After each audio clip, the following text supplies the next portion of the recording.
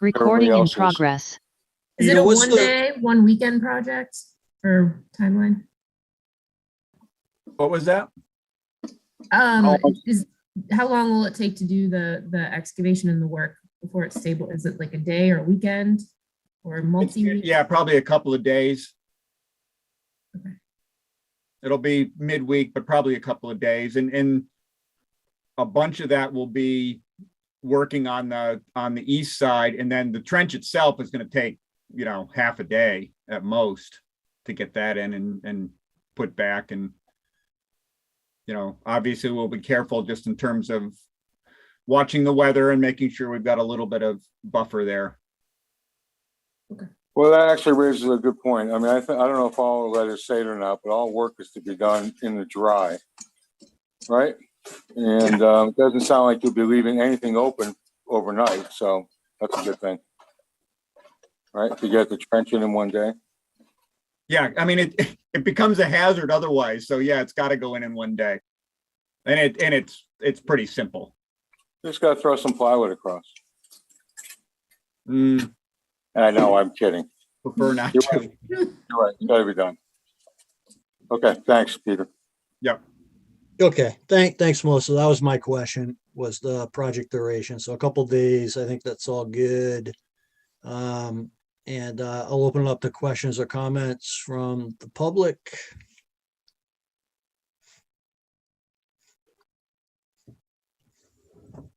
I don't see anyone's hands raised, but there's a number of folks on the call tonight. So if you have a comment, just feel free to speak up. I'll have to scroll through okay. All right, sounds good. Peter, this is a minor project exemption, so we don't need to vote on it. Thanks again for all the work and effort that you do for the town trails. Appreciate it. Okay, great. Thanks, folks. Okay, have a good evening. Have a good rest of your evening. Thank you. Okay, so at the beginning of the meeting, I failed to mention that there were a couple hearings that were continued. Aho 103 Wood Street, which was a resource area delineation, and the Mass Laborers Training notice of intent. Recording in progress. For the pond restoration. Those have been continued to April 26th, just in case anyone's on the call or in the meeting waiting to hear those application hearings. So those are postponed to April 26th. But apologies for that. Okay. All right, moving along. We're at 7:17, so let's move on to the new hearings. So we have Jackson 132 Clinton Street. This is an amended notice of intent.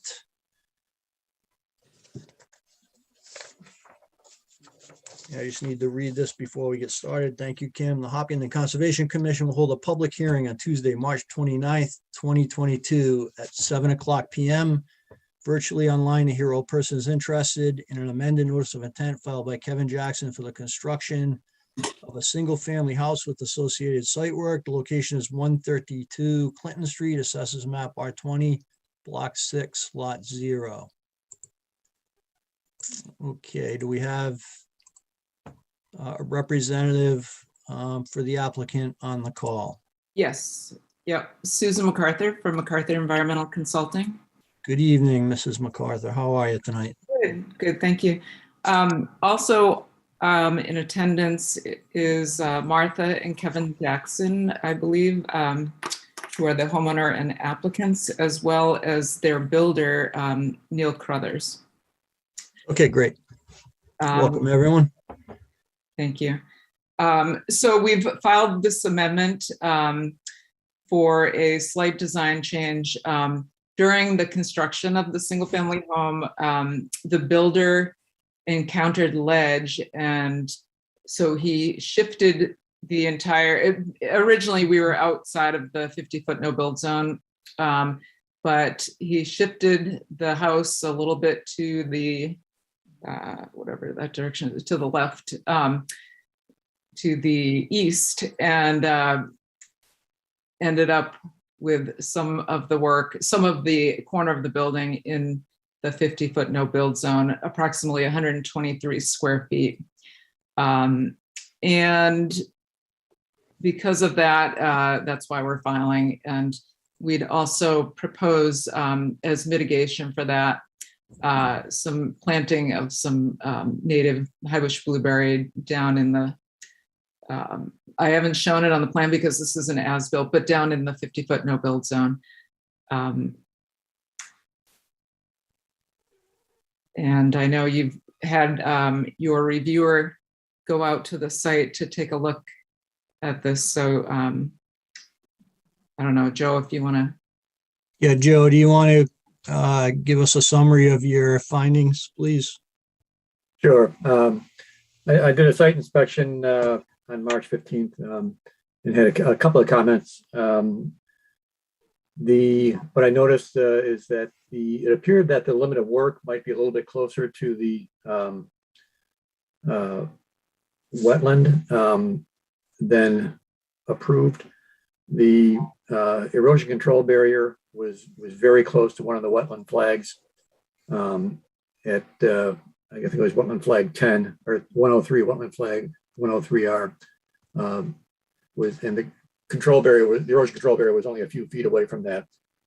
So it looks like the limit of work might be a little bit more extensive than what had been proposed.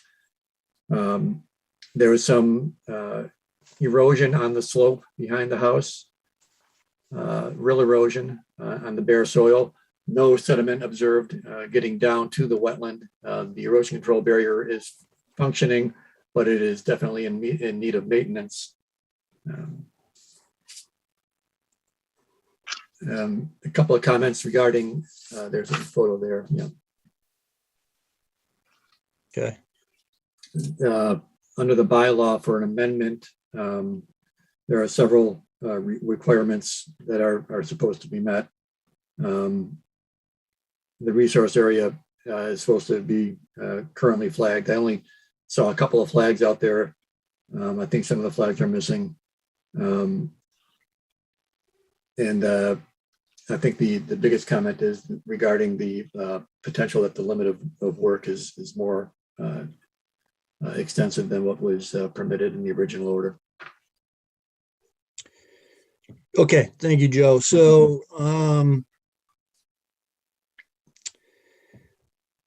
okay, so the flagging, the site's already constructed, I'm Yeah. not so much concerned about that. So a couple things, Ms. MacArthur. So the as-built was submitted. There appears to be some inaccuracies with how or inconsistencies with, what's depicted on the plan and what's actual in the field. I think the grading needs to be corrected. The septic system location is inaccurate. Well, the septic system was pulled out of the buffer zone completely. It's up near the front of the yard. So I don't see it on this as-built plan, but it's no longer in your jurisdiction. It's totally out of that area. Okay, that's yeah. great that it's out of the buffer zone, but for the purposes of a complete file, we need to have, the as-built depicting existing site conditions. So, I just want to chime in here on the as-built. It is actually accurate, but I think Joe was saying that the erosion control barriers were closer than what was originally approved. Is that correct, Joe?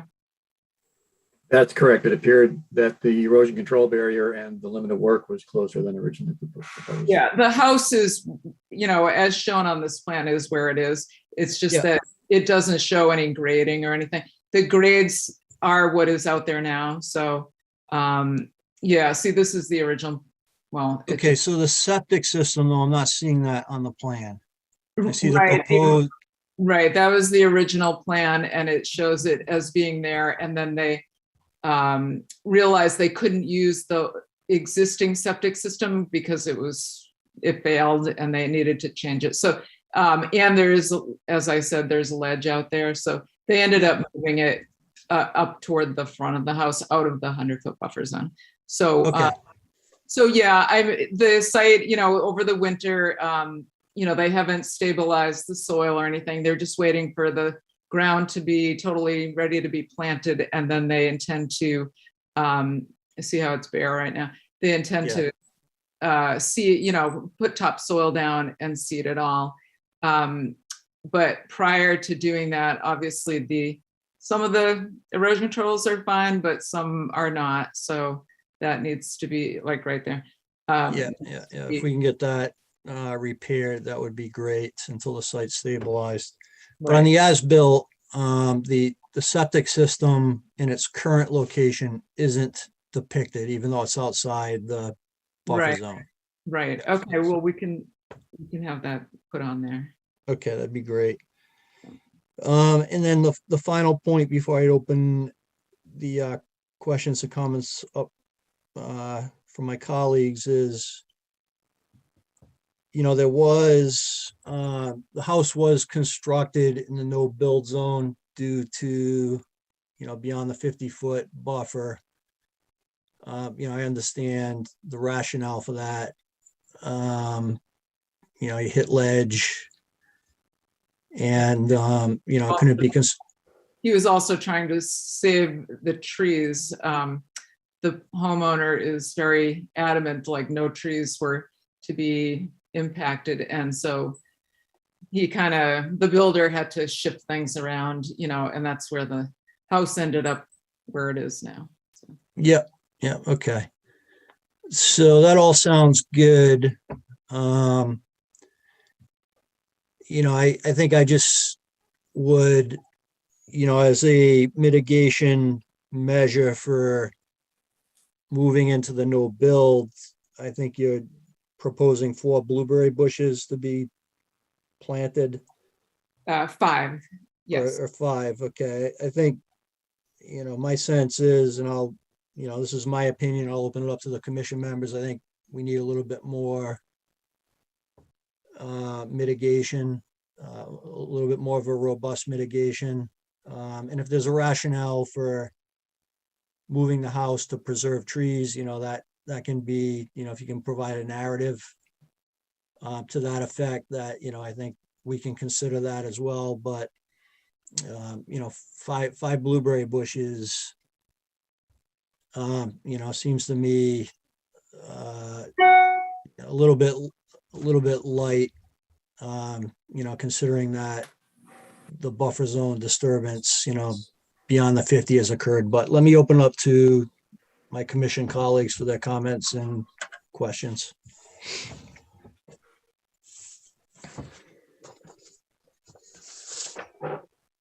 To the chair. Yep, go ahead. This is Carrie. Carrie. I agree with you. It's, you know, like this is like after the fact, it's kind of rough, but I just thought it was worth noting that this is why we're so protective of the buffer. We get so much pushback, but there's always changes that happen with construction, whether, you know, legit, like ledger or whatever the reason are, there's always changes. And so that's why we always try to protect the buffer and we get so much pushback. So I just think it's worth noting. That's all. But I agree with your, I think there should be a little bit more mitigation, especially considering I'm concerned about the comment about the erosion barriers being closer to the wetlands. So we know there is more disturbance than even depicted on this. Thanks, Carrie. Yeah, I'd agree with that as well. You know, ideally, if you run into something like that during construction, it would come back to the commission and at least get some thoughts from us on what could be done instead. You hit ledge, the only alternative isn't just to go into the no build zone. I think there's, you know, some conversations there. So I agree, the blueberry bushes aren't, we wouldn't have accepted that to go into the no build zone, even with a change in conditions during construction. I just want to note that, you know, also when we update the plan, in addition to the septic system, I think the full driveway should be shown. I'm assuming it goes all the way to the house or something happens there. It kind of doesn't, it just kind of ends there and, you know, it's just bare ground. Neil, you might want to chime in since you're, Well, yeah, Neil Crothers, Mills Construction. Can you hear me? yep, Yes. Yeah, it was existing dirt driveway for the last 50 years. And the owners may or may not in the future pave it. But right now it ends right at the driveway in the front of the house. So it doesn't go all the way to the house. It's exactly. as Yeah, shown it goes right to the there. house, goes from Clinton Street, right straight up to a 2-car garage. okay. That- So That's not shown though. Neil, they're saying that it stops before it reaches the new house. So, On the Well, plan, it goes, just shows. they're gonna drive, even if they don't pave it, they'll drive right into the garages that are in the front of the house. But the plan does not show the driveway, even as gravel driveway leading to the garage. It needs to be continue from just the road up to the garage. Again, Well, if we have to make amendments to the as-built, we Well, we you can can do that hand at the same drive. time. as far as I'm concerned, yeah, right. Yeah, so And then Mr. Crothers, the as-built plan is intended to depict, current site conditions. So if the gravel drive goes up to the garage there, we would just want that to be shown on the plan. That's not a That- problem. It's not a Okay. problem. The other thing that I know is on the original plan were dry wells for the roof. Were those installed? And if so, or either way, they should probably be on the as-built plan as well.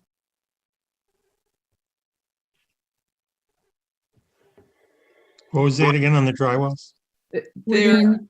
proposed on the original design and they weren't picked up with the as-built plan. So, We can have that done at the same time too. okay, So those were installed, is that correct? No, they're going to be installed within the next 2 weeks. Okay, We Yeah, didn't put those in because of the winter and what have you. And got it. I mean, it was snowing there Monday morning, so it Okay, hasn't been exactly the best year for water.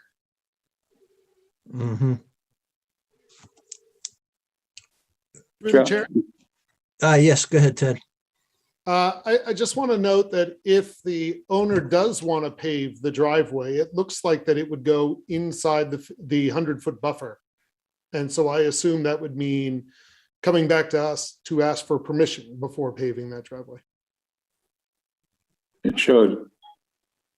Correct. But the driveway has to be continued because I assume from the end of the driveway shown on this plan to the new house, the new garage, it's not gravel. What is it? Has it been regraded so they get to the garage? No, it's a mix. It's a mix of stone, gravel, hard pack. sand, dirt. Yeah. But you could It's just- but you could actually drive to the new garage on Oh, yeah. whatever is there? Okay. Yeah. I drove into the garage today, as a matter of fact. Ted, are you done? Melissa, are you Yeah, done? as long as the homeowner heard that, to make sure that we don't have more work without permission within commission jurisdiction areas. Yeah, I'll be seeing them tomorrow and I'll just review Okay, this meeting with them. They're having trouble logging in. I got a text from them that they can't technology. or something. okay. I just wanted that noted for the record so that we don't run into another hiccup. Yeah, no, they've been living in a trailer for quite some time, so they don't have a computer set up and it's been difficult for them and they're actually not feeling too well today, so. I think in that regard as well, I don't know that I see it on, did we have a PID that was supposed to be put up or identified? I don't see it on the There isn't one shown. plan. But I mean, usually the erosion, like the limit of work is,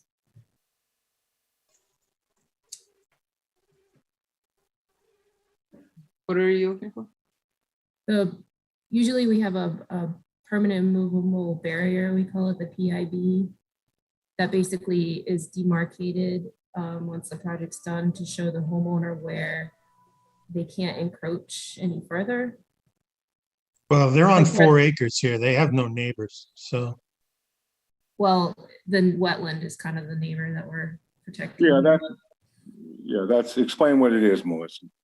To It's protect the wetland. basically, yeah, so I mean, the wetland is so close to the house, and we don't want like the future homeowner mowing the lawn and, you know, either accidentally or purposefully extending their lawn into the wetland or something like that. So we like to see, once a house is built, sometimes we say a fence, or sometimes we just say medallions on a tree, you know, whatever works to kind of show a line in the field to the homeowner that, you know, these are wetlands. This is kind of your limit of disturbance or limit of activity that's allowed on your property. Yeah, that's no problem. That's no problem. Through the chair.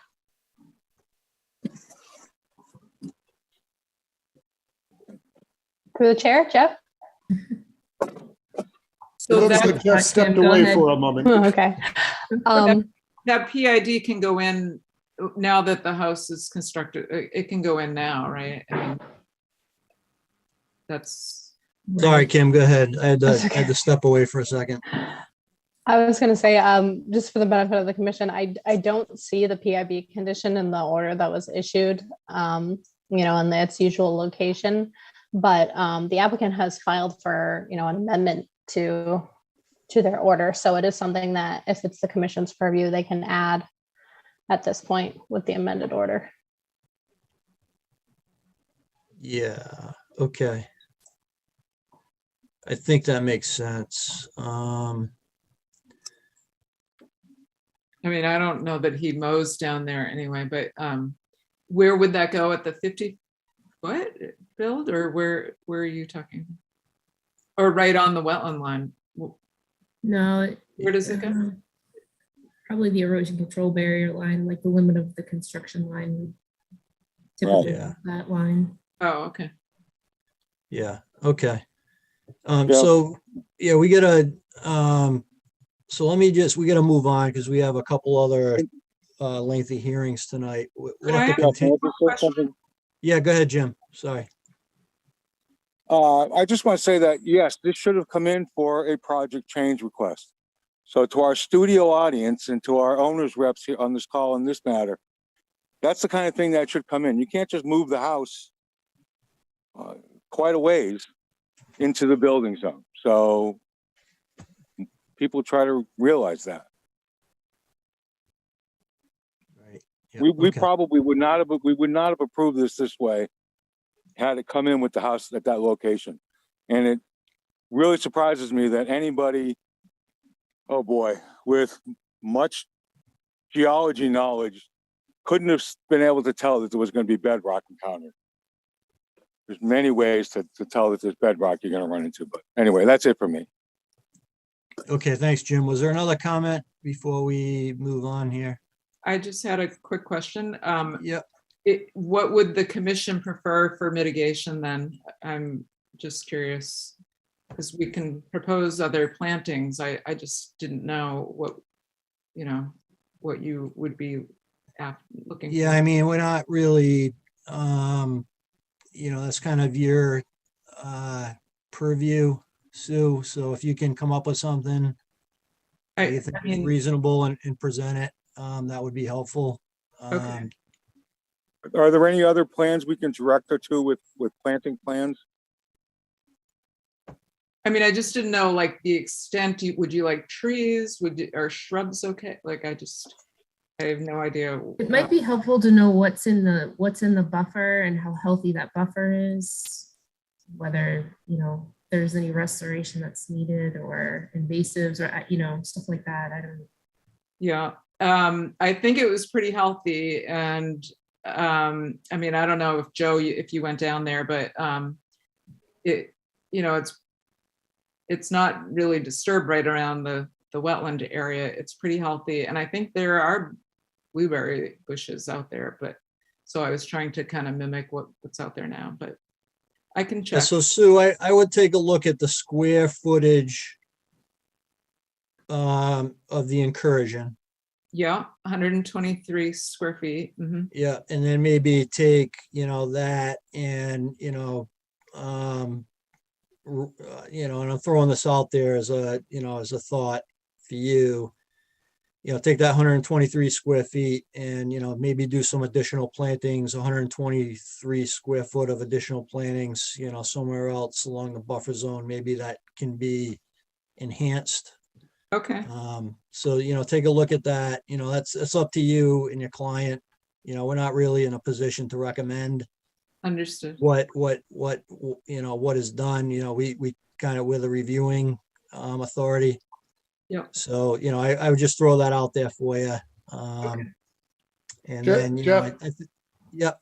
Sorry, ahead, I didn't Ted. mean to interrupt you, but I didn't want the meeting to close. I also noticed a coop and a shed within the 100-foot buffer, and I wonder if that might be considered, whether those are in use or not in use, if maybe there's thought to cleaning that up a bit too.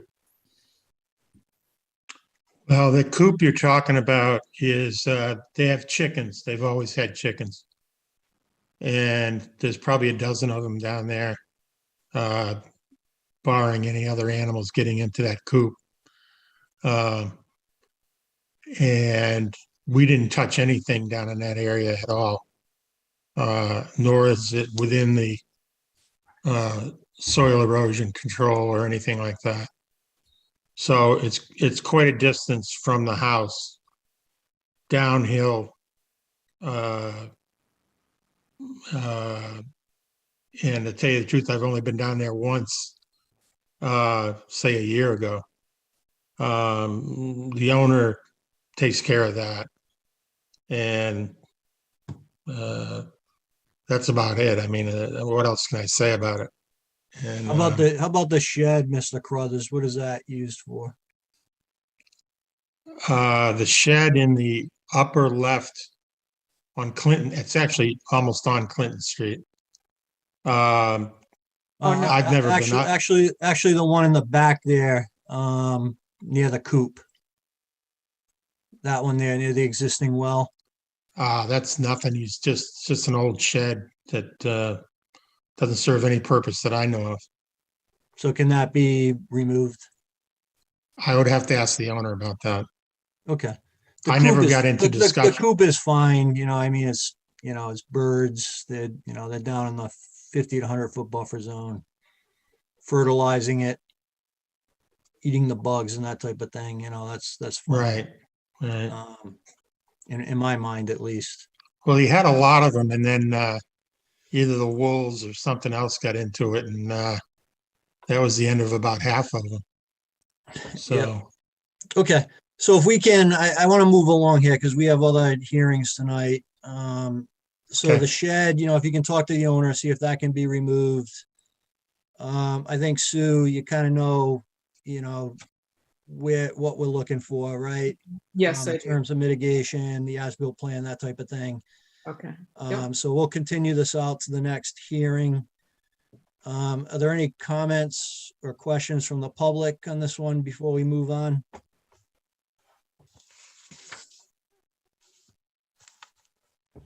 And if you can speak up, because we have a lot of folks on the call tonight. Okay, so if I get a motion to continue this out to April 12th, please, So moved, Ted.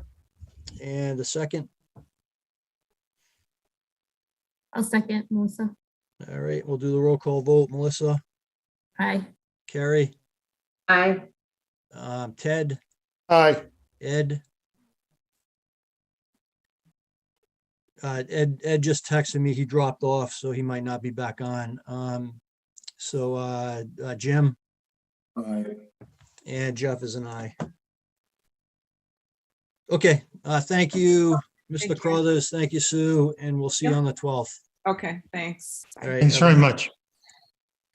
All right, Galuska 70 Old Elm Way and 0 Elm Street. This is a notice of intent for a barn, shed, and fencing. Hopkins Conservation Commission will hold a public hearing on Tuesday, March 29th, 2022, 7 o'clock. Version online, here all persons interested. And a notice of intent filed by Jonathan and Samantha Galuska for the construction of a barn, shed, and fencing with associated site work. Location is 70 Old Elm Way and 0 Elm Street. All right. Good evening, we Mr. have- Chairman. This is Scott Goddard at Goddard Consulting. How are you this evening? Good evening, Mr. Goddard. How are you? I'm doing well, thank you. Long So I'm time. here, excuse me? I haven't seen you in a while. Good. I know, right? Yeah. So I'm here representing the owners of 70 Old Elm Way, the Galuska family. And I'm more just recently been brought into this project. It was originally filed by land planning, and I was asked to review the correspondences, the notice of intent, and then participate in the public hearing process. So moving this forward, I'll be representing the Galuska family as the representative on this project. Okay. So this is a simple notice of intent application for accessory use to single family house. There's an existing home on this sheet that you see, the smaller green box, that's the home. The Galuska family have acquired the rear 6-acre parcel that has an irregular shape to it. It's otherwise landlocked. That cleared area that bisects it is a gas line. And and then to the rear of the gas line is a large wooded area that access is tricky as a result of the gas line. They're looking to house their horses that they own on site as opposed to currently keeping them in an off-site location. So the purpose of this application is really to find a way to relocate the horses to the property, create a small paddock area for them, and create a barn structure to have their housing arrangements. So that's the purpose of the application. DEP's issued a DEP file number on this recently, and there's no comments from the department on the application. So the wetland resource areas are reflected on this current site plan here. And the site plan here is a combined plan of the 2 lots that they now own jointly with adjacent ownership. So that the dash line that is just to the south of the easement is the lot line that cuts across the property. Yep, that's it right there. So the work that's being proposed is largely on the new lot, that is the rear 6-acre lot, and only a little bit of grading work and site work for tree clearing is proposed on the existing lot where the house is. You can see where the tree line currently exists. It's the semicircular shaped tree line. That's the proposed tree line. Yep. But the existing one is right along there in the back of the house. So the house that's partly in the buffer zone is existing. The lawn around it is existing. And this work is now everything from that tree line to the north. So the resource areas were delineated by land planning in the field. That is the green line. I haven't field verified it, but it's presumptively bordering vegetative wetlands. I understand and saw a peer review letter from Lucas Environmental. There was some minor suggested changes to the wetland resource area, and I think that that's reflected on this plan, particularly the movement of flag 1. There's a 1R revised flag. Yep, that right there. That modification was accepted and reflected on the plan. Then the plan reflects a 25-foot, a 50-foot, and 100-foot buffer zones off of that bordering vegetative wetland. The limit of work is reflected with a sediment and erosion control barrier that is set at 43 feet off of the wetland edge. And then the structure itself is set with the nearest point at 50 feet off the wetland flag, which is wetland flag number 6.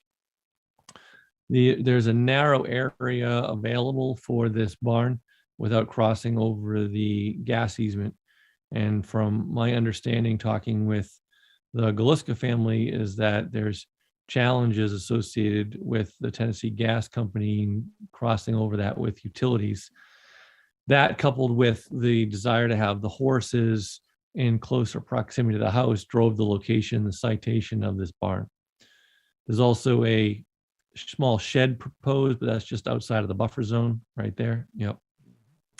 And then in addition to the barn and the clearing associated with the barn, there's a paddock fence that's proposed. And that paddock fence is going in this, this sort of rectangular shaped area.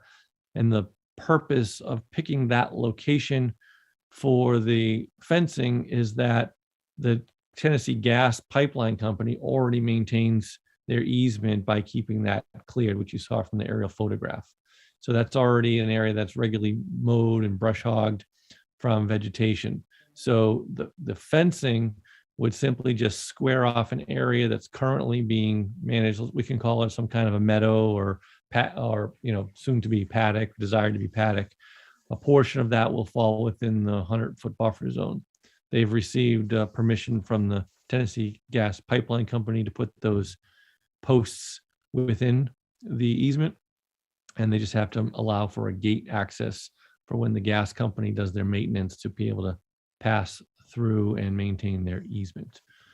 So I understand also that the entirety of the Lucas comments have not been answered. Like I said, I'm kind of late to the game on this one. So my intention for this purpose of this hearing is to sort of initially introduce this to the commission, hear the comments and questions of the commission. I probably won't have good answers for you tonight. And to the degree that there's deficient answers to any of the Lucas responses, we'll look to get fuller and more thorough responses before the next public hearing. So that's the initial introduction we have tonight. Okay, great. Thank you, Scott. So Joe, do you just kind of want to run through, I think Scott has received these, but you want to give us kind of the 50,000 foot view on Sure. comment here? Not going into too much detail. Yeah. Points. Relative to the wetland delineation, I thought that most of the flags were accurate. I had recommended that the line be extended from flag 10 because it looked like the wetland may extend out into the easement a bit. And from the plan that was just shown, it looks like they added another flag there. And I also thought that flag 1 was a little low, and it looks like that has been addressed. I had a question regarding the ponded area that's located within the BVW and whether that may be a vernal pool. I didn't know if anything had been investigated regarding that. Not yet. I just came on board on this project today. So I just saw your review letter a couple hours ago. So I understand that needs to be taken a look at. I had recommended that the applicant provide a little additional detail in a narrative as far as what was being proposed. I understand from the presentation that it was going to be, they're looking to keep horses in the barn. Also had questions on whether what they were proposing was allowable by the gas company within the easement. And apparently they have received permission from what was just mentioned. There was a question on the status of the 2 parcels, whether there were 2 parcels, 1 parcel. Let's see.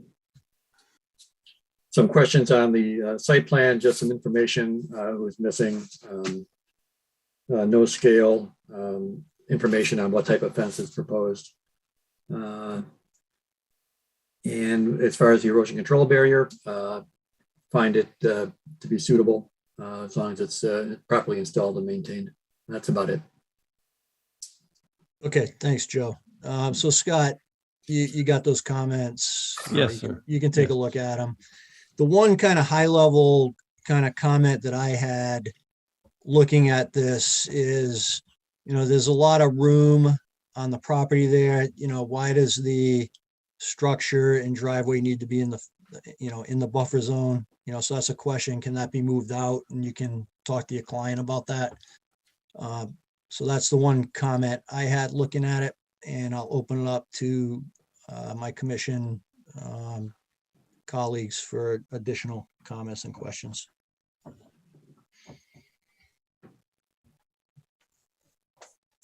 If this is Melissa, I'd echo that comment on, seems like there's a lot of space outside of the buffer. Potentially move the barn further out of the buffer.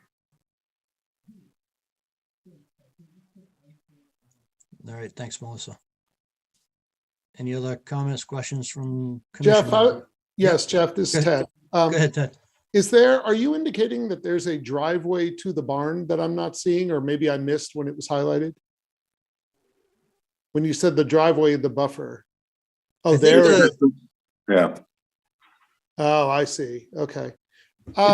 It's not a driveway per se, it just shows the access to get to the barn. That's all. Right, that's- okay, but it'll be torn up by trucks and machines and Yeah, that's why, Okay. yep, that's why the erosion Right. control's there. Mhm. so I'm with Jeff and I think it was Melissa. I have a question for Joe that maybe you could help me with. I don't know how many horses are proposed for this, but I imagine that all of the land within the paddock, the land around the barn, is going to have virtually no plant material. I also think that horses poop. Is there worry that there would be a whole lot of horse manure runoff into the wetland unless there was some sort of permanent erosion control of some kind to make sure that that doesn't happen? Or am I overthinking a problem that wouldn't exist? Well, through the chair, I think it depends somewhat on how many horses they're looking to have. And it may be worth considering some type of a manure management plan. Typically, I don't think the manure in the field is going to be that much of an issue, but they might want to have a plan for, disposal or storage of any manure from the barn. Even with the kind of rain we had last summer, that wouldn't potentially produce a problem if they fall short of a plan? Well, if there's a improper storage of manure storage, it could potentially, yes. Yeah. Yeah, I guess it depends. I mean, my thinking is there's 4 or 5 horses. I mean, I don't know. I don't think that would be an issue, but I guess in technical jargon, Joe, a HMMP, horse manure management plan. I'm not sure if that's going to be necessary, but I guess Scott can talk to his client and we can figure out how many horses there are going to be and whether that may be an issue. I'll just say I don't know if it's an issue either. That's why I asked. I'm not stating it as a certain problem. Is an HMMP a hump? Sure. Sounds good to me. Now, I Mr. have a Chairman, if it would legitimate- please the commission, Mr. Galiska is on the call with us and he might be able to just at a high level speak to what drove the placement of the barn in this location. I'd like to hear that. Yeah, good evening, everybody. This is Jonathan Galeska. I'm one of the owners of this property along with my wife. Thank you very much for hearing our case here. So, as we've already mentioned, we own 1 horse right now that we've been kind of hopscotching around Hopkinton and Upton in other backyard barns. Now that we have 2 young kids, we kind of want to bring those horses home to allow them to, reap the benefits of everything that goes along with a horse. So just to address a couple of your comments, there won't be a permanent driveway going to this barn. It'll be my current driveway to my house, and then I'll restore the grass as is, and it'll just be kind of walking over the lawn. As far as the location for the barn, there are a few challenges that I was looking to avoid. One is power and water to the barn. Obviously, the easiest method would be to run power and water straight from my house to the barn location. Trying to cross that gas line, the gas line, from what I can tell, talking to Tennessee Gas, is about 5 feet in the ground. Water line has to be buried over 4 feet in the ground, and there needs to be at least 2 feet of separation between me and the high pressure gas line. So crossing it with water is almost a non-starter. Electric is doable, possibly. But the real reason that my wife and I, try and chose this location is, number one, security for the horses, keeping them closer to our house. And two, we love the fact that we live on a dead end road somewhere in the woods. And this spot actually lets us, although it's within the wetland buffer, which is unfortunate, it actually lets us preserve as many of the trees as possible. If we put it on the other side of the pipeline, that's all wooded, then more trees would have to come down to provide the barn and the paddock on that side of the pipeline as well. So in utilizing that pipeline as the paddock area, like Scott had mentioned earlier, we're kind of just bordering what Tennessee Gas already maintains.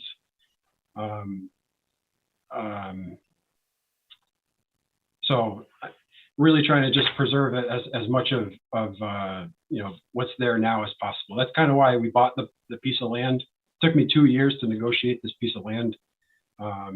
The previous owner actually wanted to buy my house to knock it down to put a subdivision in.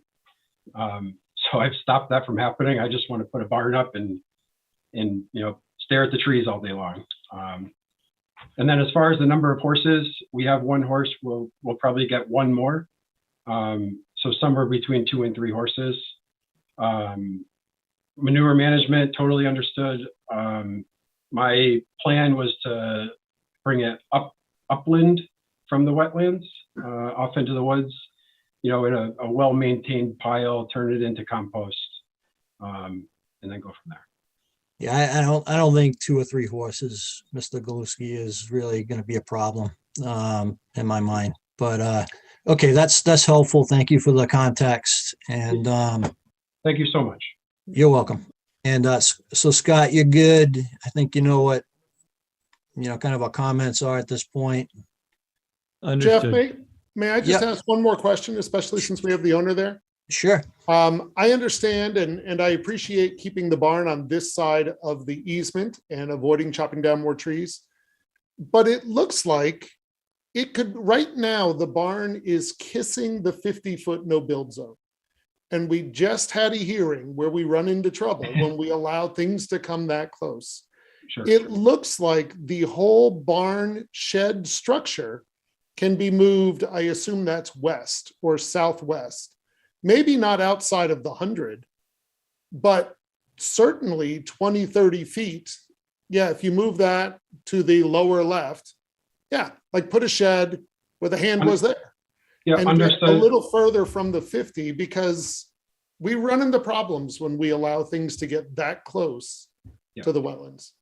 Totally understood. One thing I forgot to mention is just southwest of that shed is a massive outcropping of rocks / ledge.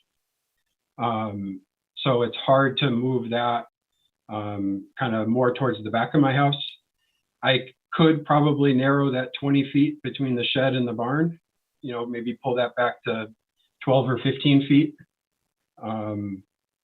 This barn, it might be worth noting, we're planning on a prefabricated barn. It'll come in 2 pieces. It's just set on 14-inch sonotubes. So it's not a full excavated foundation. It's local, kind of drilled with an auger bit. So if we do run into ledge, that's actually probably a good thing. We'll just stop there and support the barn on that. But it's a sonotube foundation with just crushed stone under it. So then one more question, and I've never owned horses, so I don't know what you need the shed for versus the barn. So could the relationship between the two be adjusted? So if the barn pulled away from the 50 and the shed, instead of sliding backwards with it, kind of rotate closer to the house right outside of the 100, is that a way you could set it up to create a little more space between the wetland and the barn? I mean, flip the barn and the shed where they are now? No, I mean, slide the barn back into that 20-foot area, rotate the shed down closer to the house. Right about where Kim just put the cursor. So there's a little bit of there's probably a 3-foot elevation change right at that rock wall there. It's not impossible, but I can certainly look into it. I would appreciate if you explored it. Yep. And we'll also look into pulling the barn back. Right, right. Just kind of making sure we have room to get the horses through there and stuff. But Thank you. understood your comment. Yeah, we're just looking to preserve as much of the buffer zone as we can, Mr. Totally Galuska. understand. You know, Yep. Scott's done a lot of work with the commission. I think you heard, you know, the comments from the commission members. You know, if we can kind of shift things around, move things, you know, more away from the wetland and outside the buffer zone, that would be great. You know, we'll defer to, you know, you can work with Scott and coming up with, you know, an alternative proposal, but that would be helpful. Understood. Was there one other comment, Jim? Did you, sorry. I thought I heard someone else. Yeah, no, I'm good. Thank you. Okay. All right. Are there any comments or questions from the audience? And there's a lot of people, so just go ahead and speak up if there is.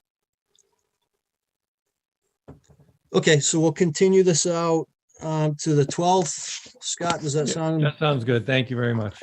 Okay, if I get a motion to continue this to the 12th. Ted, so So moved. moved. I'll All second it. right, Ted, Jim seconded. We'll do the roll call vote. Melissa?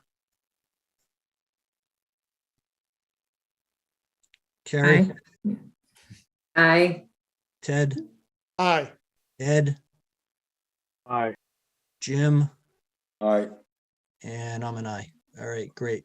Okay, thank you, folks. Have a good evening.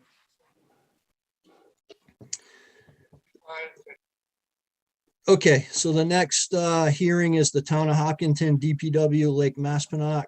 This is a continuation of a notice of intent for vegetation management. And at this point, I'm going to recuse myself and hand over the chair to Melissa. Thanks, Jeff. Thanks, Melissa. Go ahead. All right, I think since Kim did such a great job at the last meeting at opening this discussion for us, I'm gonna have her just kind of go through her little background and preamble on our responsibilities here for considering the application. Sure. Thanks, Melissa. We want to thank everyone on the call tonight for all your interest in the Conservation Commission and its role in protecting Hopkinton's resources.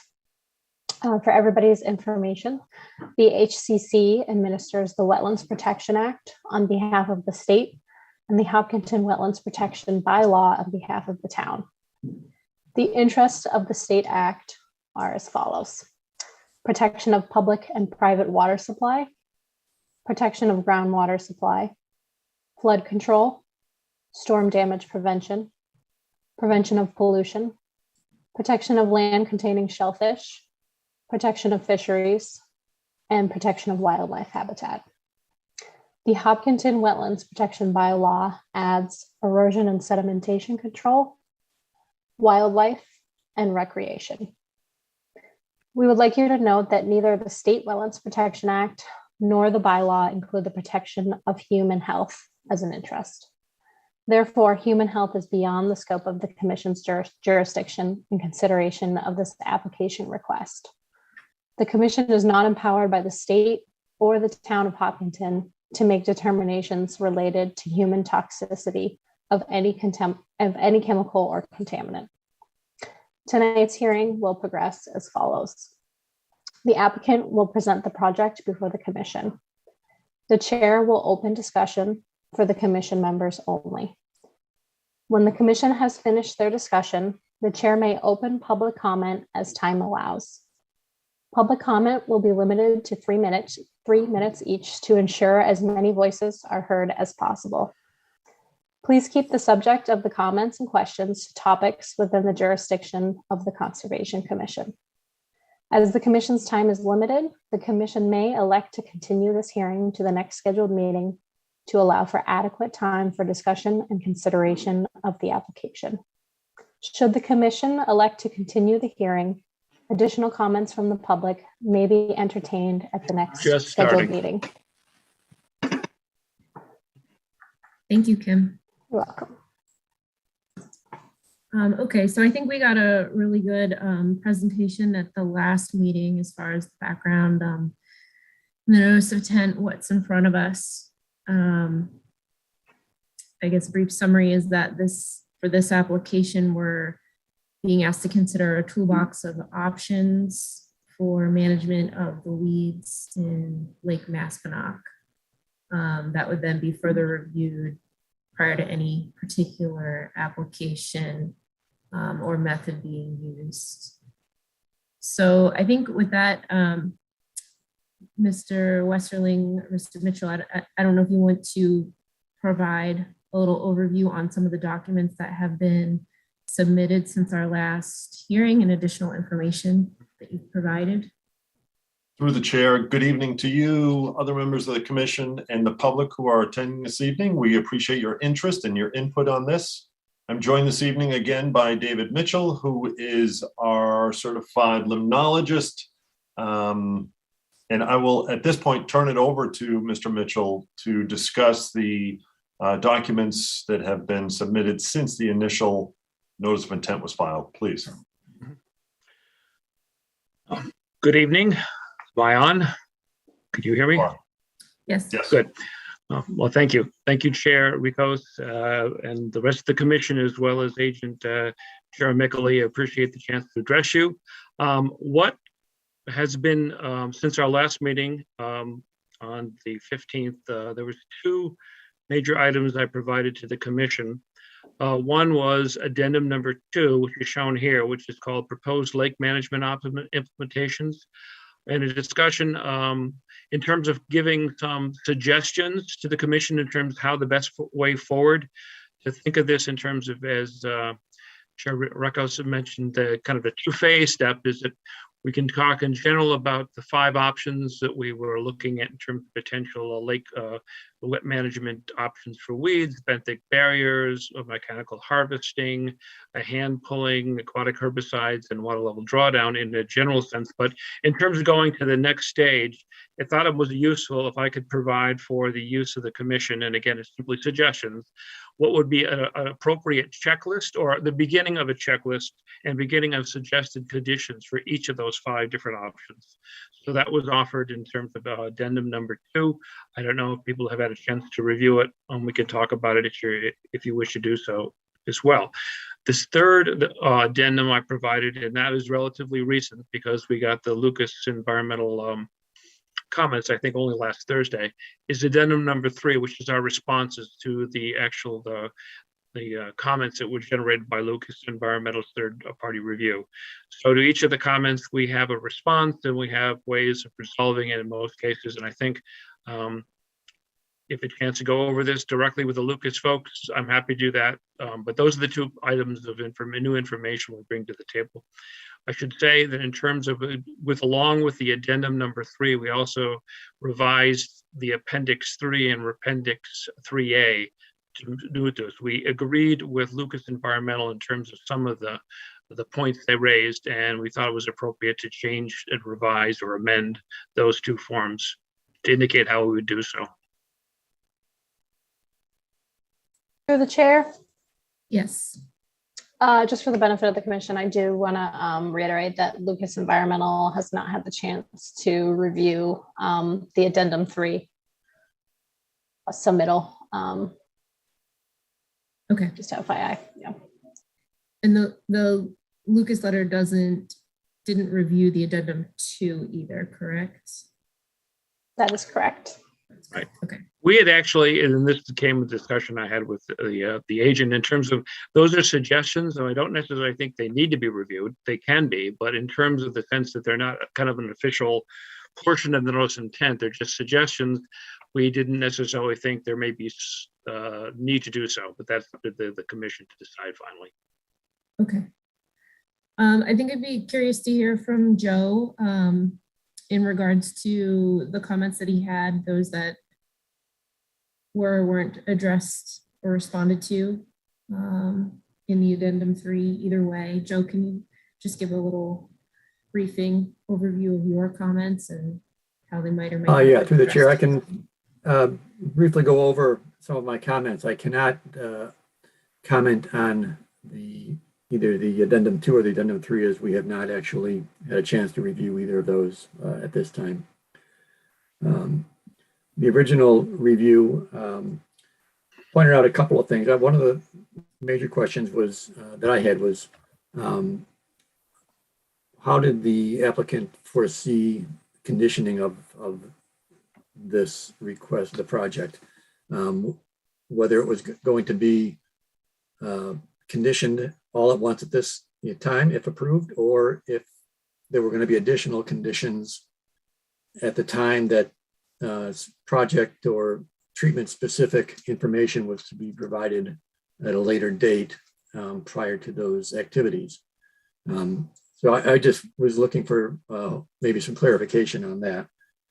There were a number of items on the wetland forms that were missing or lacking signatures or things of that nature, which were pointed out and apparently have been addressed. I had a question on whether or not the applicant is conferring with the Division of Fish and Game regarding drawdowns as recommended in the final GEIR report by Mass DEP for drawdowns of greater than 3 feet. So I was looking for some clarification on that. The project narrative indicated that there would be potential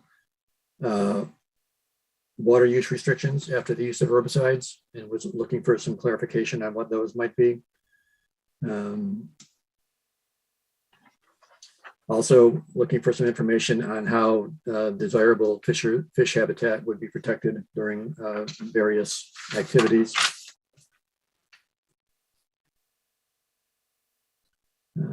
And then we thought that the applicant should confirm that there are no residential water hookups around the lake that could potentially be impacted.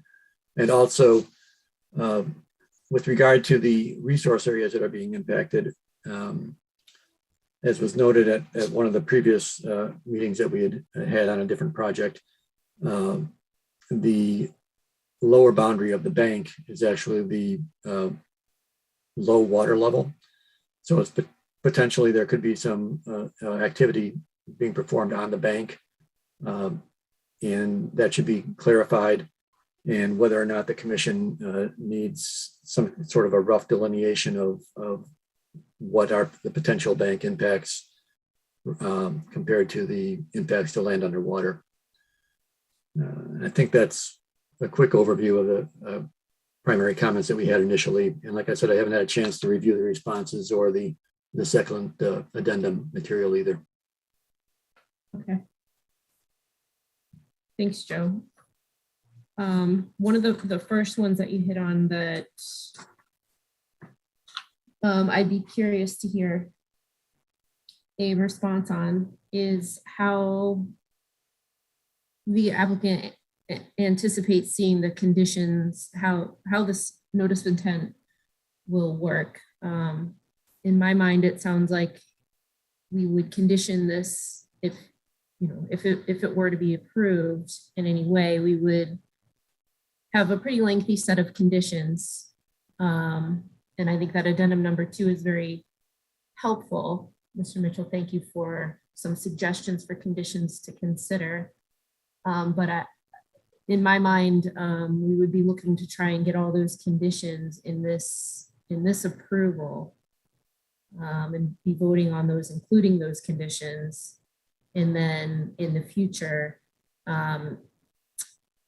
when the committee or the group wants to apply a certain treatment, they would come back and provide, additional information on where that treatment was going to happen. But maybe sparing conditions at that point. Hopefully it had been vetted in this process, but if you could just, I guess, let me know what you're thinking. Through the chair, if I could, I think you hit the nail on the head there. There are 5 different tools that we're looking for in this toolbox. The commission does a great job of placing conditions, but there may be conditions that are not thought of at the time that this is hopefully approved. So we would come back to the commission after an inspection of the lake and the weeds in the spring.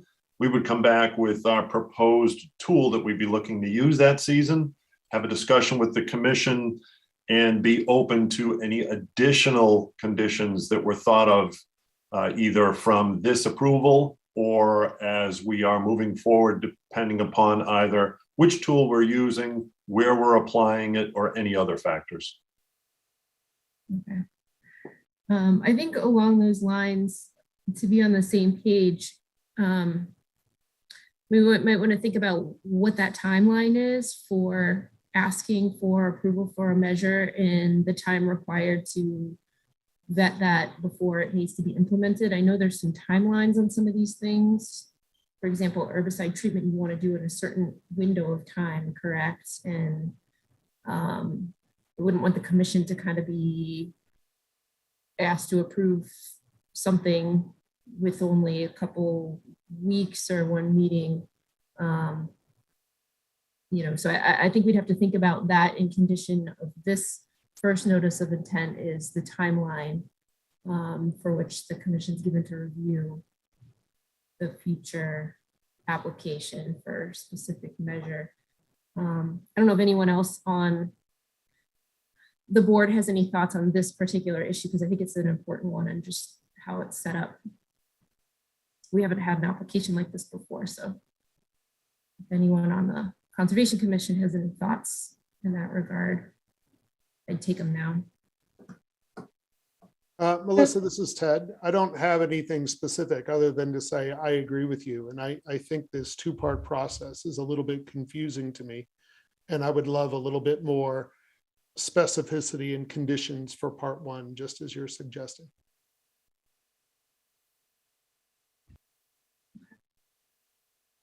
To the chair? Yes, Kim. I guess I would caution the commission against assigning a specific deadline for the applicant to come back to present their yearly chosen tool, just because of climatic variation. And when these nuisance aquatic vegetation plants may show up, that may change when the applicant can actually successfully do a survey each year to kind of make that determination as to what the tool should be and what the extent of that tool should be. That being said, perhaps there can be a minimum amount of time, 2 weeks notice, something like that. But I would be hesitant to say, it has to be before April 1st every year or something like that. I agree with that. I was thinking more along the lines of making sure we had not necessarily a deadline, but sufficient time to get the information and digest it before being under pressure to make a decision. Through the chair. Yes. It's our hope that we can nail down the majority of conditions for each one of the tools in the toolbox, but we certainly wouldn't come back as the applicant seeking to, for example, spread herbicide by a date certain and expecting the commission to turn around a decision based on how busy the commission is. We recognize that based on the factors that would have to be evaluated for each application, we would leave sufficient time and leave it open to the commission's discretion to review and provide comments and feedback as time permits for the commission. Okay. I think that the only one that might fall under a tighter time frame for us would be the application of herbicides, only because of the timeliness of the application and its effectiveness on the weeds for that season. But the others are I'll say they have more of a window of opportunity for their application and review by the commission. Okay.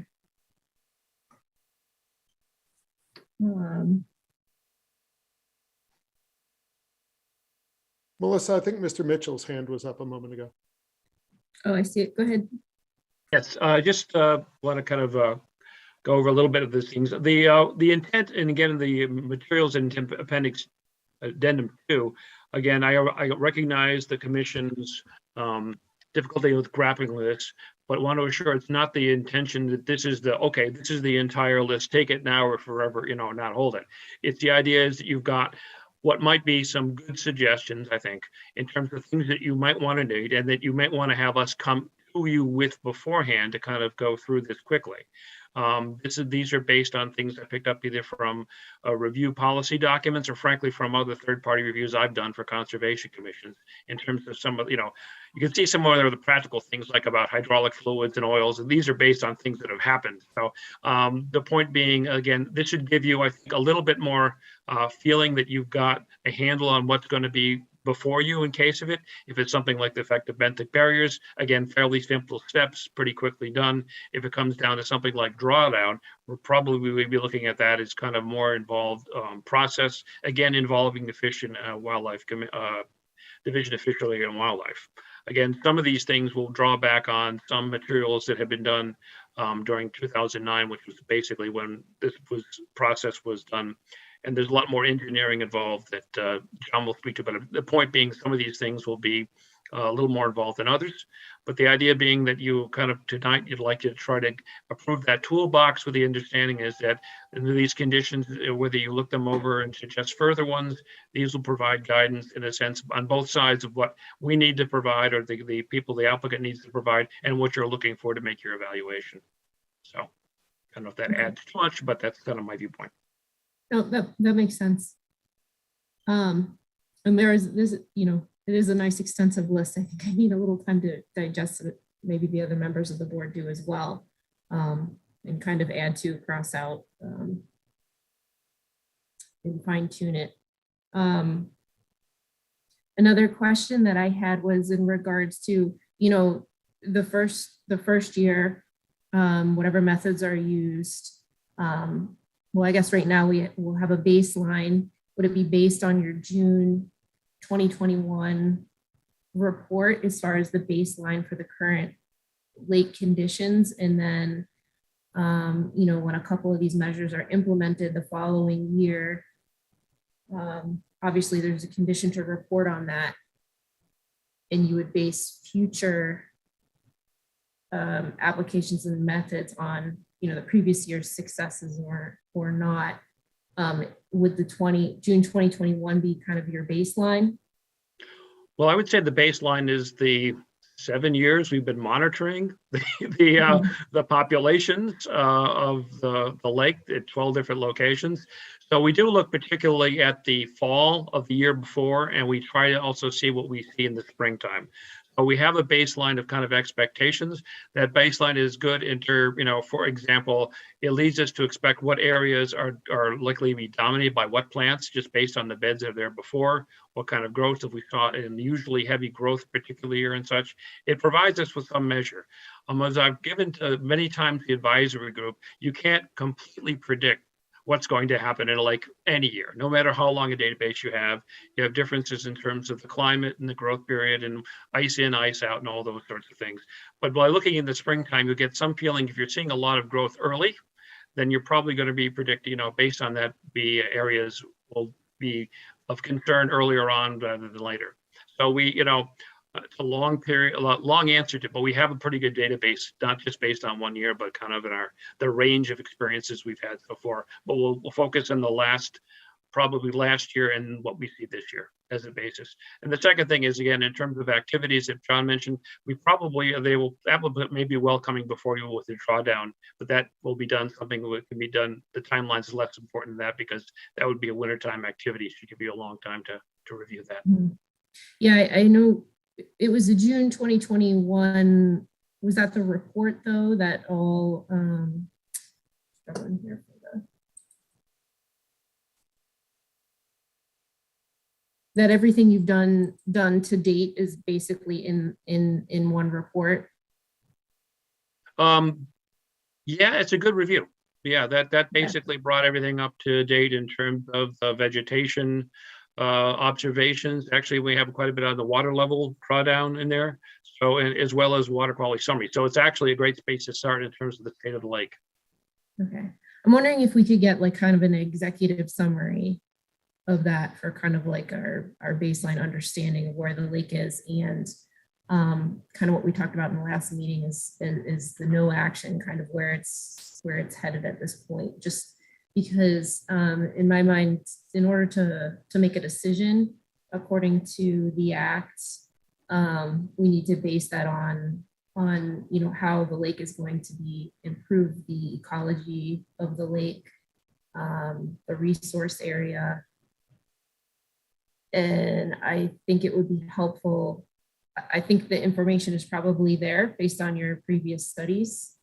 Well, it's a lot for us to dig through. There is an executive summary to that document. So that might be something that in about 5 or 7 pages, I forget how long, might give you the actual, quick study on it. Mm-hmm. And in terms of the trajectory of the lake, again, there's a variability from year to year. That's one of the things of studying lakes. You do see some changes from me. We definitely have had influences by the drawdown and such. So we can use that information to, again, provide reasons why we think the ecology will be improved by certain activities or may not be affected by certain activities. There's some that there may be little or no impact on the resource area. So resource interest, I should say. Okay. I think you have the issue of probably too much information. Yeah, exactly. Sorry. Exactly.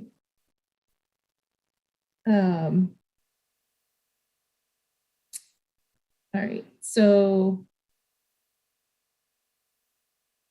at this point, I'd like to ask if any of the other commissioners have any questions, comments on what's been presented here tonight or what they've been mulling over the past couple of weeks. Through the chair, this is Ted. Yes, Ted. So my hopefully short preamble is I've spent more time trying to understand what's in front of us with this application than anything else I've dealt with in my 5 or so years. But there is still plenty that I don't fully know. So I don't presume to have the answers. I still have plenty of questions. But what I'm struggling with most, Melissa just pointed towards. My reading of all of these papers in front of me is that the act allows us to approve weed management of any kind only if it is proven that the lake is currently in a bad way and the weed management will improve the quality of the lake. And I think what Mr. Mitchell has told us is the water tests so far have shown that we have a high quality water in the lake. And what Mr. Mitchell, I think, keeps telling us is we don't think that weed management measures will hurt the lake at all. But my understanding from the MACC handbook is if the proposed work will improve the natural ability of the lake, of the wetland resource area. And then right after that, removal of aquatic plants solely for reasons of aesthetics or recreation is not a valid purpose under the act. And from what I've heard from the public, sounds to me like nuisance to recreation concerns with the weeds that are being experienced. If I'm reading what I have in front of me correctly, we're not allowed to approve weed removal if the goal is simply recreation and to remove nuisances. And I don't think I've heard evidence that the current weed problem is hurting the ecology of the lake and that removing them will improve, not maintain, but improve. And so that's where I'm stuck right now with all of the tools in the toolbox. I don't know if I'm understanding what I'm trying to understand, that we're in a place where we can approve those activities given what the act says. Okay. Through the chair, I think Yes. the big issue is in terms of the Appendix 3 and ecological restoration. That is the design. One of the things specifically is designed is in terms of removal of nuisance exotic weeds from a lake system. So kabamba, fanwort, and for the variable milfoil, both are exotic and therefore something that the state of Massachusetts state is desirable to get out of the system. The second thing would be, again, the idea that the resource interest is can be improved by removal of too much biomass in terms of the ways that fish sometimes interact with their environment. But it's, again, I can't claim that that was going to be a situation where it's going to be a huge significant improvement. The problem is trying to prove the negative, trying to show how there's going to be a resource improvement or a detriment. So I think if we did not go through the resource 3, we could go through this. Be assured, conservation commissions all over Massachusetts do approve conditions of weed treatment, as well as other kinds of lake management.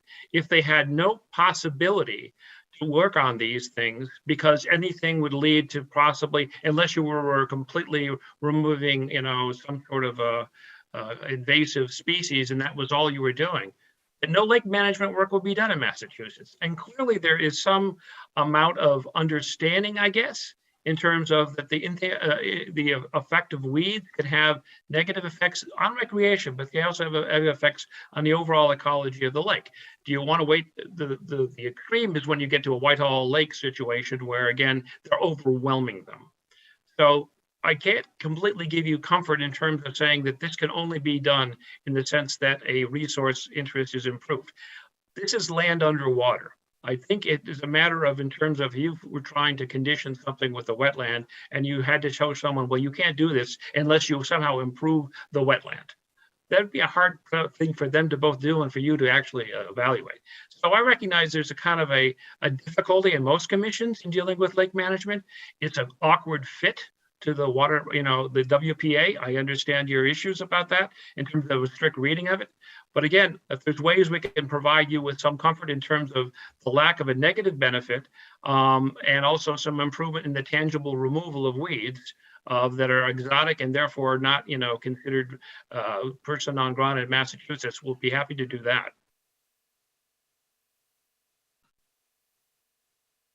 I think, yeah, to put my mind at rest, the more information you can give me in that direction, the better it would be for me. And like I said, I'm trying to understand this. I keep reading more and more, and a lot of it is very scientific-y jargon that a high school history teacher wasn't the intended audience. So I am trying to understand it. Along the same lines, could I ask another question, Melissa? Yes, go for it. Now, I'm taking this from the Lucas environmental document, but I think Lucas is quoting that part of the application is to, quote, protect the interests of the Wetland Preservation Act by controlling nuisance aquatic weeds. Mr. Mitchell, I think you just touched on that. Improving fish habitat. Is that one of the goals? And if so, have you given us information how this will improve fish habitat? Improving water quality, same question. And then slowing lake eutrophication. So let me just finish my question. I had to look up lake eutrophication. That, again, is not a high school history teacher term. What I read sounded like eutrophication is sediment coming from the shore into the lake and then raising the bottom of the lake that then creates more weed and other issues. Are we dealing with it? Do I understand that correctly? And are we dealing with eutrophication? And if so, how does weed management deal with it? Okay. Eutrophication is a large term. It includes both the sediment entering the lake, but nutrients as well. In most cases, there's been a distinction between eutrophication and cultural eutrophication. I hate to use the term, but what's man-made?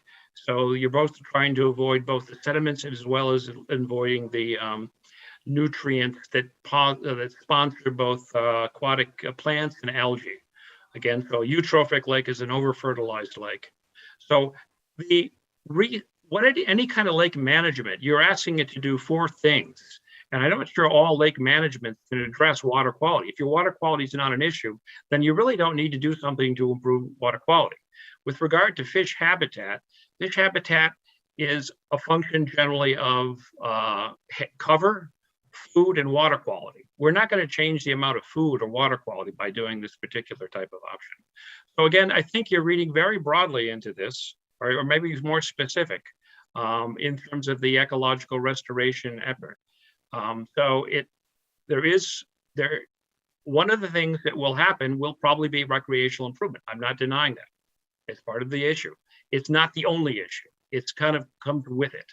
So the question becomes, if you can then remove some of the excess weeds that sometimes do block fish habitat, then perhaps you're doing something that will be benefit for other interests as well. So I'll leave it at that. And if there's other interest, again, I would check with other kinds of the conservation agents from other towns as well, in terms of how they deal with these same issues in terms of lake management. Because again, many towns in the Commonwealth have used this method or the methods we're using. And in fact, the GEIR suggests these moves are approvable. Why would the GEIR give you methods that are not approvable? So I'll leave it at that, I guess. Melissa, I think that's all I have for now.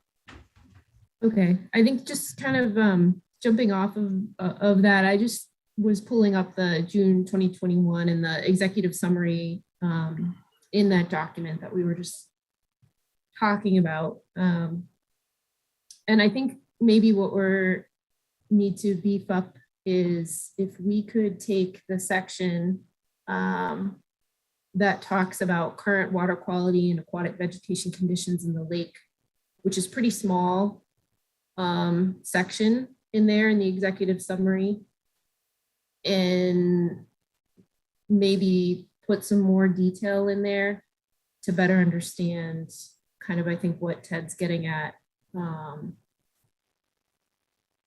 Because that, you know, I read that section and I see what Ted, you know, I agree. It talks about, you know, decent water quality, you know, and that the lake conditions are dominated in the shallow depths by, you know, invasives, but it doesn't really talk about how that impacts the habitat or the, you know, the interests that we're supposed to protect. So maybe there can be, maybe you can help us by identifying some issues that would be addressed, that we're protecting, issues that we're concerned with.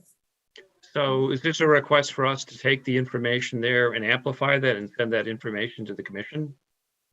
Well, I don't mean to make something that exists that's not there, but I'm saying that in our mind, for the commission, what we're voting on and what we're asked to consider are these particular, you know, the health of the lake, and we're looking for some more detail up front and center that we can really look at that and say, you know, is there a problem that we're going to address here with this project, or is there not? And maybe it's not there, but you know, that's kind of what I think Ted's getting at, and I would agree with that. We're basing our decision on. We just want to,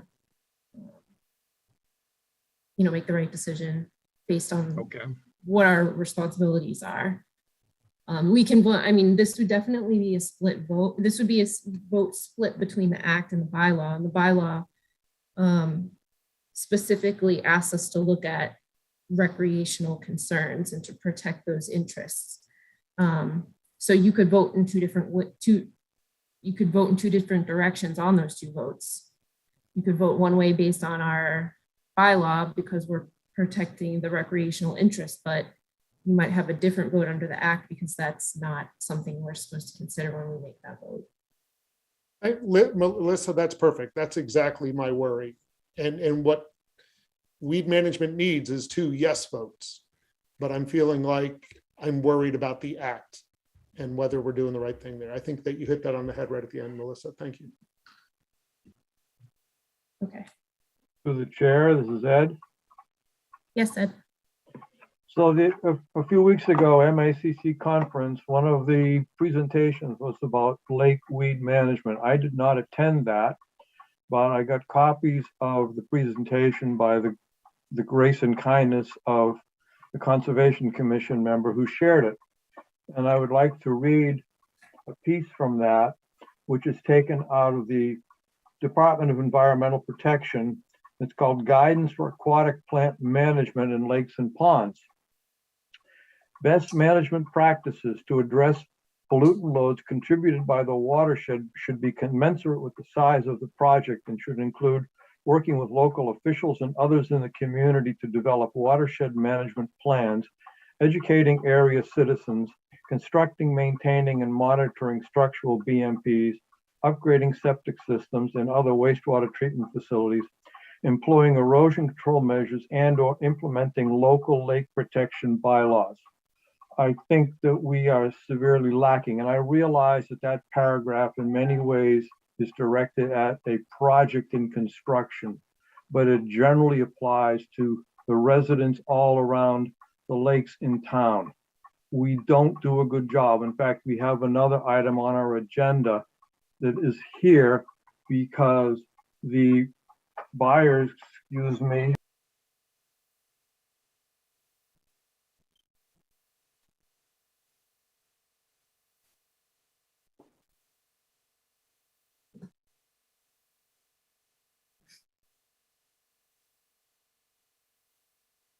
Ed, you're muted. oh, I think I muted myself when the cat got on my lap. I'm sorry, it's been a hell of a day. I think this paragraph is what we need to do both as a commission and as a town to educate the people in the town who live on watersheds. And we have an agenda coming up, an item coming up on our agenda that relates directly to that lack of information. Thank you. Thanks, Ed. Does anyone else on the commission have any questions, comments, or concerns? I do. Let's ask Carrie. I get what everybody is saying, but I am of the opinion that this is a permittable activity, and I feel like there's a significant amount of information. So I get everybody's concerns. Everything is concerned, but I still feel like this is something that we have met a lot of these requirements. Like I was talking about education, that's a continuous thing. So, you know, I don't personally need any additional information. That's all I got. Yeah, I know in the last hearing, it was discussed some of those other things that are being done outside of this application to address those concerns, education through the watershed group. There's no more septic systems on the lake. There have been efforts in those regards that, you know, we can consider in the back of our head that are not part of this application, but are going on. And we as a commission also have the responsibility to look at that when we're looking at projects for private projects around the lake.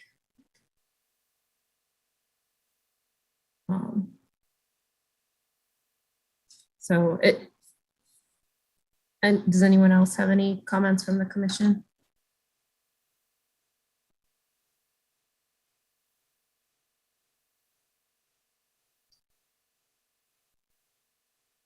Okay. I think at this point we should take, actually I didn't flip through, hold on.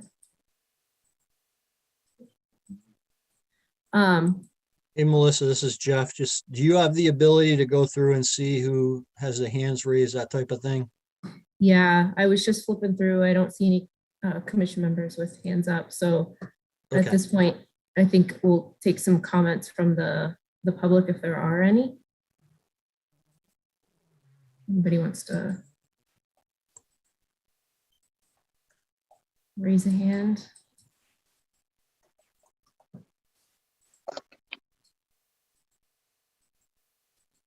Alyssa, there's somebody named John with a hand raised.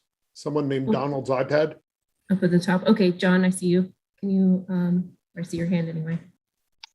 Go ahead. I just started my video. I don't know if it's working or not. Hi, it's John Catino. You know, when I was on the select board 7 years ago, we seated a committee of really learned people to take a look at the take a look at this project because there was a lot of anecdotal and disinformation happening at a town meeting.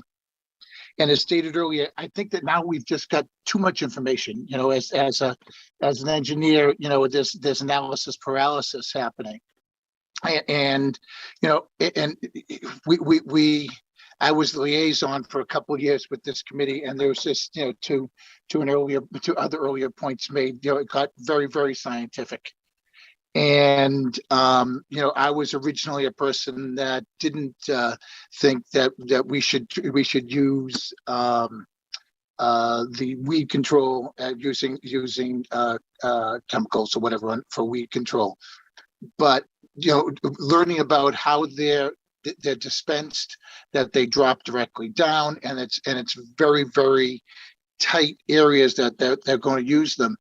That, you know, we've already gone 7 years. It was a major problem 7 years ago, and now we've taken it out to 2 deep draws. Luckily, we had 1 deep draw that helped a little bit, but the second deep draw that we didn't have a cold winter, so it didn't kill off things. So, you know, we're really backed into a corner to really, you know, just do these spot treatments. You know, and as it's been said before, you know, many other towns have used them and everything. And I just don't want to get into such analysis paralysis that we miss another whole season. And then next year it becomes even tougher to do. And then, you know, and so on and so on. But because we really thought that something would have been done before 7 years. When we first sat this commission, we figured 2 or 3 years, and now it's more than double that. So whatever the commission can do to at least work with John Westerling and the experts to try and do whatever we can for this year, I know that the town will appreciate the benefit to the lake. Thank you for your time. Thank you. Donald's iPad.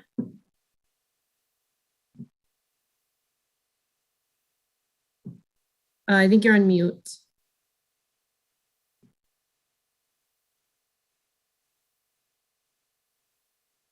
Okay. Carol Essler here. I've lived on the lake for 40 years, you know, going back to the Metcalf-Eddy study about eutrophication and all of that. I'm nearly a daily swimmer in the lake in the summer, and I think there's a great deal of drama about the weeds. They're nothing more than a nuisance, an occasional nuisance at the end of the year. And, you know, we do know fact-wise that the diquat stays in the soil for years after the application, scientific fact. We also know that a great number of people around the lake are very uncomfortable with the herbicide option. And none of the other things are of concern, really, in terms of people being upset about them. And it's my swimming area where they want to put the herbicide, you know, and I am not comfortable. There's a bill right now in the US Congress banning paraquat, which is a sister chemical to diquat and is implicated in Parkinson's, and a number of other chemicals are about to be banned, which we've been told were safe and are not. And it will seriously impair my ability to recreate in the lake if the herbicides are used. We have not addressed pets, we have not addressed warning people, and it is just a terrible idea that needs to be separated out because it's controversial. There is no controversy concerning the other methods, but the herbicides are something that needs to be separated out from this plan and come back to the community for approval. People's children learn to swim in this lake, and there are a lot of people who do not want to see the herbicides used. Thank you for your comment.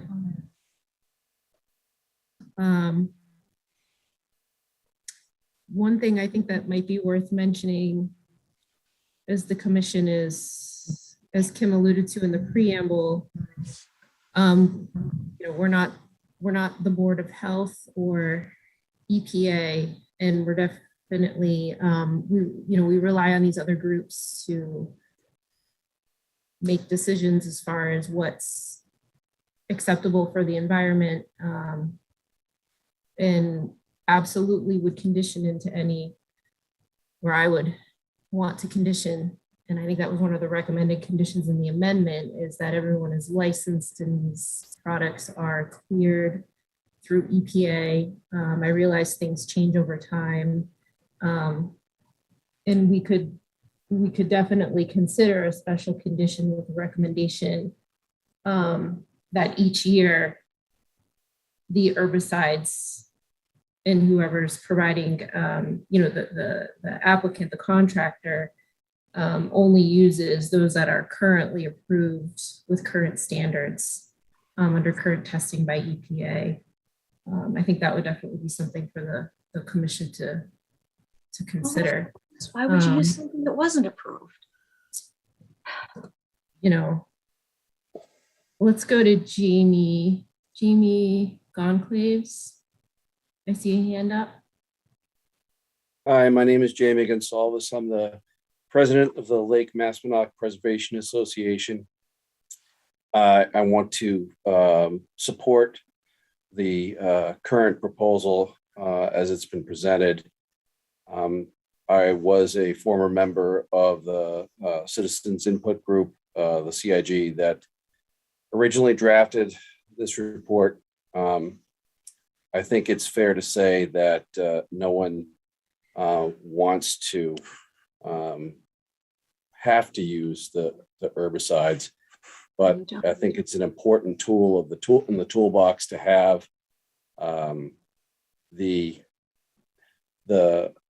weeds in the summertime are quite extensive in the North Basin. I know one of the things that the commission does is, actually the town does when they do their surveys, they do it in the spring when the weeds are really just starting to grow, to get an idea of what the growth is going to be. And in the fall, again, in the middle of the summertime, you can really see that the water quality is degraded in there. It is, the weeds are right to the surface. The clarity is not there. You can't see the bottom. The density is quite heavy. And I think the other thing to remember is that, the odor is there as well. You really can smell it. And the other thing to remember is that the idea is for a spot treatment and to reduce the density of the weeds. It's not to eliminate the weeds at all. It's just to reduce the density of the weeds. And just to, I think that would provide a better fish habitat, my own personal opinion. Thank you for your time. Thank you. A hand up from Sabin St. Pierre. Hello, I'm Sabine. We're at One Woody Island. So we've been here about 16 years and have obviously, as many people that have been here a long time, have seen the ebb and flow of the weed population. And having seen it over the last 3 years, even though we have done the extended drawdown, we've seen the persistence of these invasive weeds and the native weeds overgrowing as well. I am just as concerned. I have young children that swim in this lake. But we moved here so our kids could swim in this lake. That's our backyard. And they're scared. And, there's people that get in, they feel these weeds, they get entangled in these weeds. It becomes a safety issue. People panic. They're not used to it. And, and then someone takes in a gulp of water. So it becomes a safety issue at that point. Also, the ecosystem, it's not balanced. And I think when you're looking at all these different options in the toolbox, you're looking at things that are going to help put this ecosystem back in balance. None of us are jumping up and down for herbicides. but we've tried the extended drawdown. A lot of these other options that we're looking at that the CIG has spent 7 years researching, they've put their heart and soul into this and they're passionate about the lake as we all are. They're extremely expensive and unrealistic. So when you add spot treating on occasion, I am not a proponent of herbicides every year. And I think many of us are not, that are supporting herbicides right now, are not supporting it every year. It's meant to be in the toolbox as a spot treatment when needed to bring the ecosystem back into balance. So that's my stand. And I appreciate all the effort that everyone's put into this. And it's not a decision that's going to be made lightly, but there has been a lot of research that's been put into this and a lot of thought and care. And the decision to add herbicides into the toolbox was not come upon lightly. We all want the same thing for this lake. We want to preserve it and protect the people that are swimming in it. Thank you. Thank you. Let's see, Drew Logan. You're on. Hi, good evening. I'm Drew Logan. I live at 30 Lakeshore Drive. I'm a member of the Citizens Input Group. I'm also a 20-year resident of the lake and a former president of the Lake Association. I just wanted to voice my support of the approach. I'm not going to get into all the detail because I think that you probably have heard it in past meetings, but I do think in my discussions with lake residents that although I certainly respect everyone's opinion about herbicides, that the controversy is a little bit overstated. I can tell you that as we surveyed the Lake Association membership, the vast majority is in favor of having that as an option as part of our potential treatment plan in the toolbox recommendation that the commission has put forward tonight. So I just wanted to voice my support of the approach, and I appreciate your consideration. Thank you. Let's see, I have Cynthia Estheimer. Good evening, folks. I am privileged to own 150 feet of swamp front over here, and I really do love it. I like it a lot. In my 35 years here, though, I'm losing a lot. We are all losing a lot. Snapping turtles, 4 or 5 a year, come right through our yard to lay their eggs across the street. Peepers, thousands are now down to 4. Spotted turtles, haven't seen a spotted turtle now for 7 years. Frogs, I love all the different kinds of frogs. I haven't heard any in the last several years. It's going. When I want to paddle out from my dock, I have to take my paddle and dig and slap on top of the weeds, because all of the weeds, the invasive milfoil, the huge clumps that are at the mouth of the swamp here have made the water stagnant. There is no water flow anymore. The cattails are not able to do their job of purifying the water because it's not moving. So the swamp is dead. I have to say, it's not what it was, and it will never come back. So I don't want to see that happen just beyond the swamp, which is the area that the Citizens Input Group has talked about working to manage. And my second thing is very quick. I have been a member of the CIG for 6 years, just stepped off, hoping to make room for someone else to come aboard. And the Citizens Input Group came about because at a very important town meeting, my wife and I asked to make a change to the way things were written. And we asked to have this group put together. So we put this group together as from that town meeting. And all I can say is this group has worked very, very hard.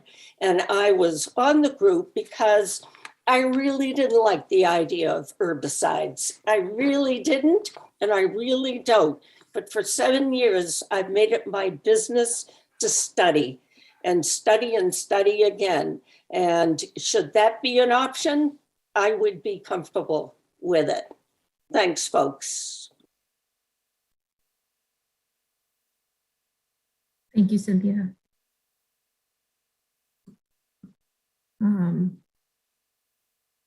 Let's see. Madam Chair, I don't know if you can see it, but Donald's iPad, there's another member of that screen Okay. that has their hand up. Okay, go ahead, Donald's iPad, number 2. You're on mute, so. Good evening. Commission, I live on 16 Oakhurst Road. I also swim every single day. I don't understand why it is that it sounds like we've given up on drawdown. Drawdown is not something that's going to cure the issue of plant growth, nor will herbicides cure that issue. They're both just temporary treatments. We've had good luck. There's no cost with the drawdown. The first one worked stupendously. The second one didn't work so good. And I've heard several times tonight that there's, we've got sewerage on the whole lake. I do not believe that we have sewerage on Pine Island Road or Crockett Road or maybe even Ark Road. There's been no stormwater treatment. These addresses some of the issues that Ed Harrow raised. There's been no work on stormwater treatment from the runoff.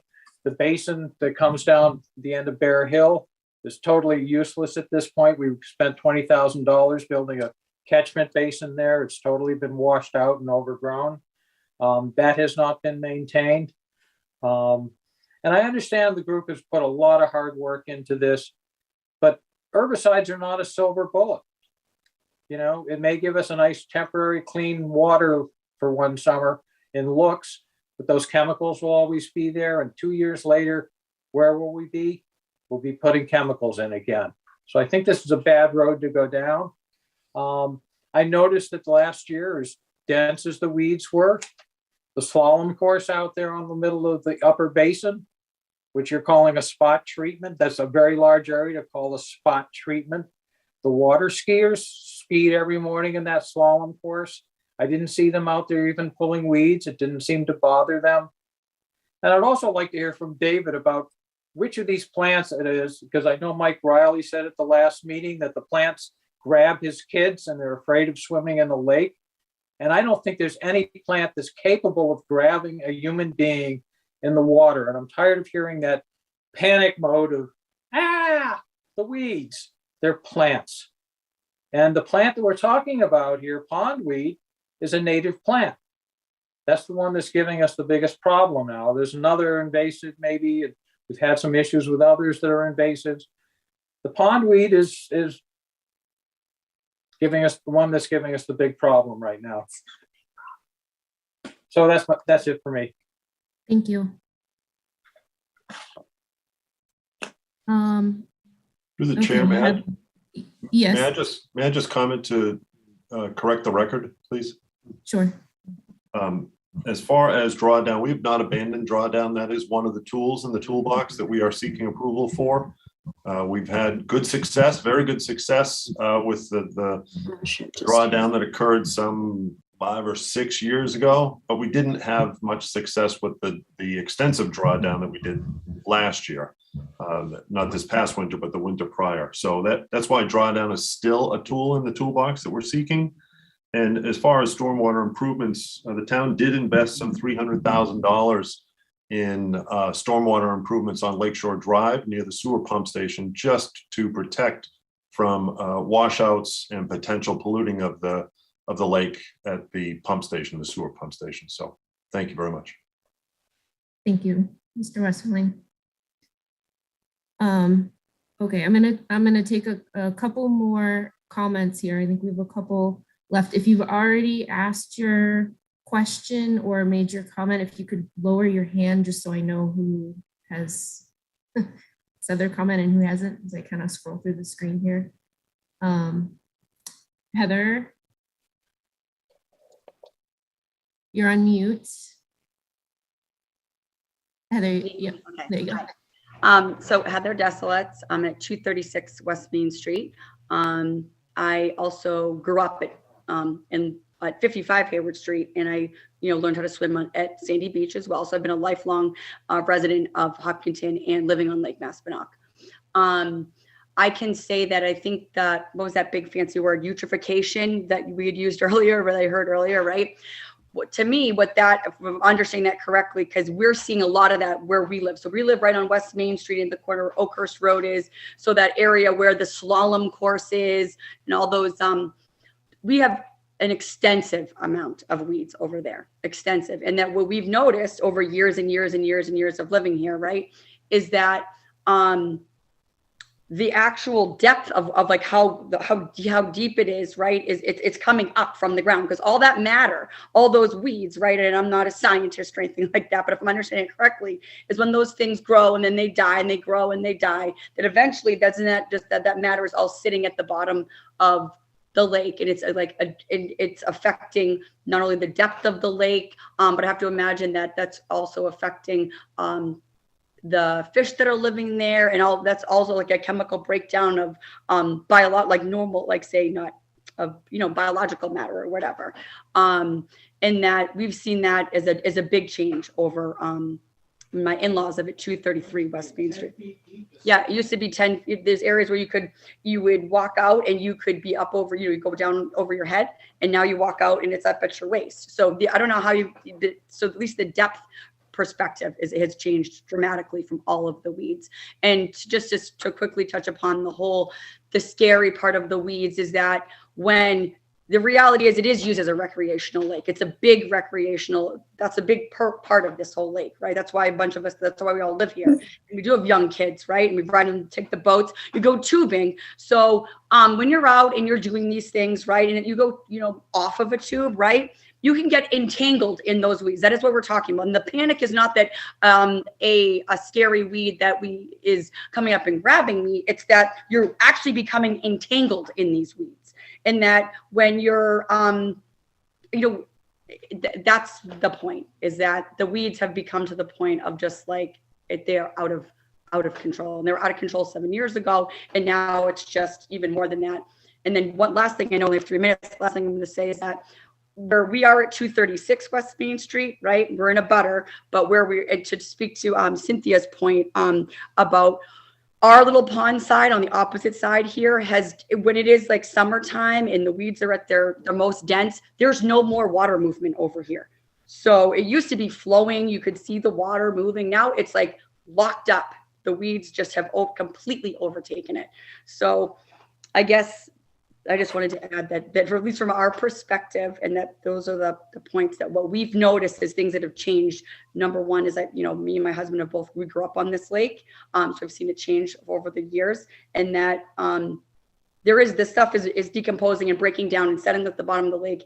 It is just adjusting the depth of the lake in places, and especially over, like I said, where my in-laws at 233 West Main Street are for sure. And then where we are here at 236, our whole pond side is just chock full. There's no more movement. I can't imagine that's good for multiple different species that live there.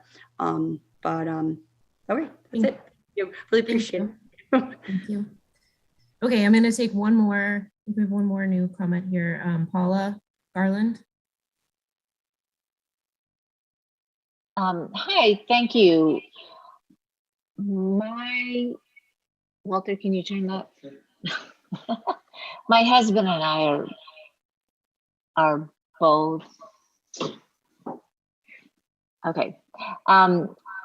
We're in the same room and we're both on a different computer, so I'm hearing a feedback. Anyway, I'm at 50 Downey, and so I'm in the North Basin, I guess you would say. The weeds are so bad that my dog, he loves to swim, will throw a little buoy thing out for him, and he comes back, and the dog comes up. We have little steps coming up through the lake wall, and he is covered, absolutely covered with weeds. He looks like this creature from the deep. It's unbelievable. It's frightening the way my dog looks. And I gotta say, my dog is a social little man, and he has his dog buddies over, and they all come up out of the lake. It's terrible. The weeds wrap around. We have a pontoon boat. The weeds wrap around the propeller. I'm sorry? The weeds wrap around the propeller, and we have to, I mean, every just few minutes, we have to stop, go backwards. And I mean, we can't even hardly use our boat. It's just a nightmare. And the other thing is,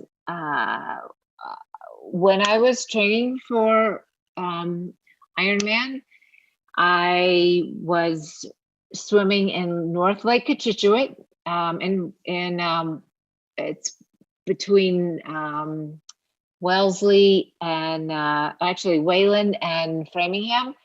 And that's where I did my swimming. And I was swimming 4 or 5 days a week. And they treated the lake for the weeds. And we stopped swimming there for a day or two. And then we continued swimming. And it was amazing. The weeds disappeared. And I'm here to tell you, there was 20, 30 people that we swam with. Nobody got sick. Nothing happened. And my dog, not this dog, the dog before this one, my dog was fine, did not get sick. In fact, that dog lived to be 16 years old. And a couple of the people that we swam with are world record distance swim. Between them, they have multiple world record distance swimming world record holders. Each, they have multiple world record. And we're talking, these people swim 20, 30 miles. Okay, I think we got it. We're about at your 3-minute mark there. So okay, just if you saying. have anything else, but I understand the recreation is very important. Well, no, it's not just recreation. The point is that the chemicals didn't harm anybody. No humans, no animals, nobody was hurt by that. Cumulative. Okay, thank you. Appreciate your comment. Thank you. Well taken. Okay. With that, I think we need to move on because we still have other things on the agenda. I guess where to go from here is the question. I think we've gotten a lot of good feedback. I appreciate everyone who's come and attended the meeting and provided feedback. We have a good understanding of the concerns and kind of the current condition from different views, and I appreciate that very much. I don't know if anyone else on the board has an opinion. I know, as Carrie had mentioned, these are all methods that are applied in other lakes, ponds across the state. For me, I think it's just a matter of going through and finding the proper conditions in order to vote. And does anyone else on the commission have specific requests for additional information from the applicant in order to feel educated to vote on this matter? Melissa, this is Jim. I do not require any additional information. I do think that this has become fairly common practice now. The use of any one of these tools that have been referred to. Thank you, Jim. Through the chair. Yes, Kim. this question to the commission, would it be helpful for me to start drafting a document, an order of conditions document showing kind of, you know, the potential special conditions so that the commission can start to consider that and look through the conditions and just start to get this discussion and feedback? I'd appreciate that, Kim. I would like to make that the basis of the next meeting's discussion if we can. Okay. I would agree. Anything else from commission members? Okay.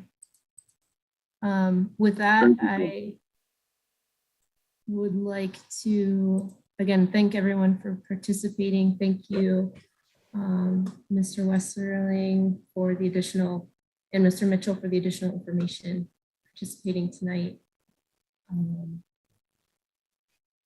And would you entertain a continuance to the next meeting, or Kim, I don't know how long you might need to draft up that potential conditions and decision for our consideration?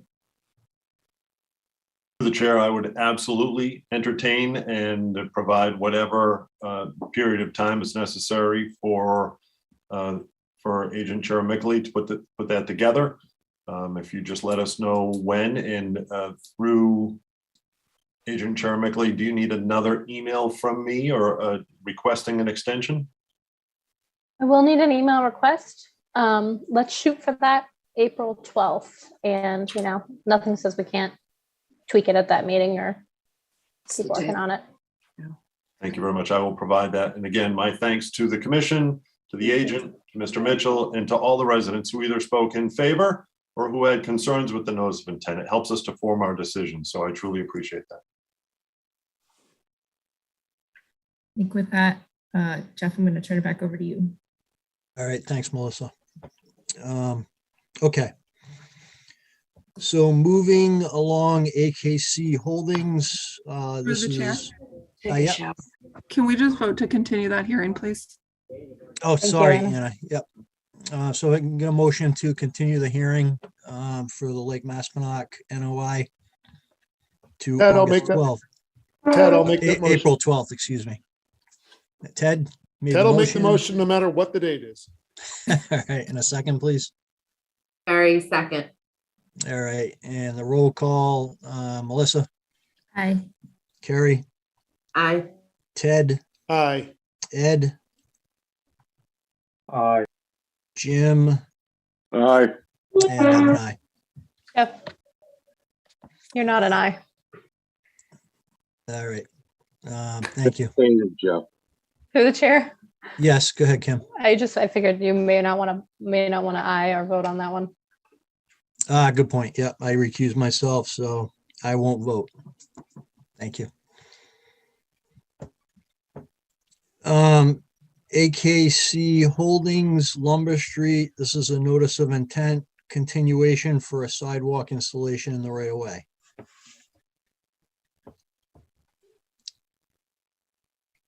Do we have a representative on the call for AKC Holdings? Yes, Nathan Mahonen with Bowler here on behalf of the applicant. Yes, good evening, Nathan. Good evening. Thank you, everybody, for your time tonight. I'll give just a quick, brief update on where we stand since the last time when we met with the commission. Since that time, we've made some minor changes to the plans to address comments received from both the DPW as well as Lucas Environmental. Those are reflected on the most recent plan set submitted to the commission. At this point, we do believe we've addressed all the comments, but in particular, there's one comment that popped up in the last round of review by Lucas that I just wanted to touch on quickly. In that review, they noted there was an area of observed standing water within the adjacent BVW, and they asked for additional information to see if that area potentially functioned as a vernal pool. As noted in the responses to Lucas in our back and forth, it was noted the recent delineation of the wetlands didn't observe any evidence of this area beyond a flooded BVW area. And it was also noted in the prior ORAD conducted for the overall parcel, there were no vernal pools identified in this area either. To that end, the area of flooded BVW was observed approximately 80 feet from the limit of work. And as discussed with the commission at the last meeting, we had some back and forth at how the project was designed to minimize disturbances to what was only necessary for construction of the sidewalk as approved under, or excuse me, as required under the planning board approval. And there are not any anticipated impacts to the function of that wetland. Scott Goddard is on the call tonight to discuss the area further if the commission has any additional follow-up questions relative to it beyond what Lucas noted in their review and our subsequent responses. And no. last item that the commission did ask us to look into how the DPW provided treatment for the sidewalk in the winter. We did put this in a formal response, but I just wanted to let the commission know we did reach out to them. They noted that they do use the same material that they use on the roadways. They use that on the sidewalk, and it's a salt that's treated with magnesium chloride. And essentially that allows the salt to function or increases the temperature range at which the salt is effective. So it melts at a lower temperature than what it normally be if it was just salt only. So it's really where we stand since the last time. I'm happy to answer any other questions you have tonight, or if there's any other comments that you may have. Okay, great. Thanks, Nathan. So we haven't confirmed whether the resource area is a vernal pool, correct? I would defer to Scott and ask him to reply with his observations from what they saw in the field. Okay. Scott, are you still on the call? Sorry, yeah, I was just muted. Yep. So, right. So this area was last looked at for vernal pool characteristics when we did the ANRAD for Mr. Mastriani some years ago. That's a long past ANRAD at this point, but in a prior era, we did a thorough review of the site with the town's peer review consultant, and at that time, neither I nor they identified anything in this area. So we don't, that's not to say it's 100% certain of anything, but at least I can say at that time nothing was identified, but nothing's been looked at in that regard for this season. Okay. So Kim, I think we can just, for the purposes of this filing, since it hasn't been 100% determined whether that's a vernal pool or not, we can just say that it hasn't been confirmed or denied that it's a vernal pool, as part of the project filing. Does that make sense, Kim? Yeah, Jeff, we can certainly do that. And I think no matter what we do, the road is not going to move at this point. So Right. Yeah. The road's not going to move. It's just kind of the sidewalks being put in as a safety measure for the public. So, I don't think we need to determine that to move forward with approving this application. So, are there any questions or comments from the commission members?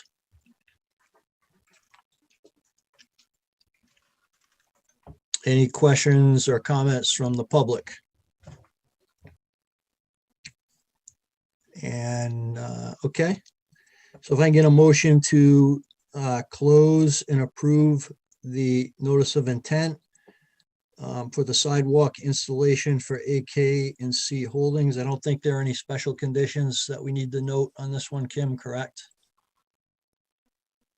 none immediately come to mind. I will review the old hearings to make sure that nothing was mentioned in those hearings as well. Okay, perfect. Thank you. All right, so is there a motion, please? So All right, moved. I'll make the motion.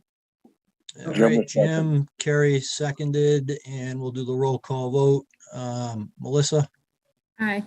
Carrie, Aye. Ted, Aye. Ed, Aye. Jim, Aye. and I'm an aye. The motion carries, and we're good to go. All right, thank you. Thank you, everyone. Okay, have a good evening. Okay, De Silva, 1 Chamberlain Street. This is an after the fact notice of intent for wetland and buffer zone restoration.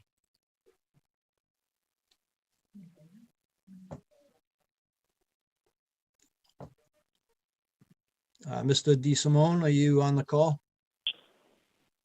Yes, I am. Good evening, Mr. Chairman. Okay, so back on this restoration plan, we had our wetland scientists go out and put a couple of flags in where the brook was near going under Chamberlain Street, plotted those on there, 100-foot buffer. It's about 50 or 60 feet from the driveway, so the driveway isn't really affected in that area. Couldn't get access across the street. My guys in the field told me it looks like it is well over 100 feet away where the driveway enters. We made some corrections to the forms, and Karen, the botanist, made some corrections to her data sheets. All that's been submitted. I'm probably understanding that you guys probably haven't had a chance to look at those yet. Yeah, we did. So we saw the, sorry, not to cut you off, but the meeting's running late. We have a few other applications to get through. So I'm just going to try to be succinct here. The narrative looked good. Thank you for sending that. I think one of the questions in previous meetings was, the erosion controls needed to be depicted on the plan.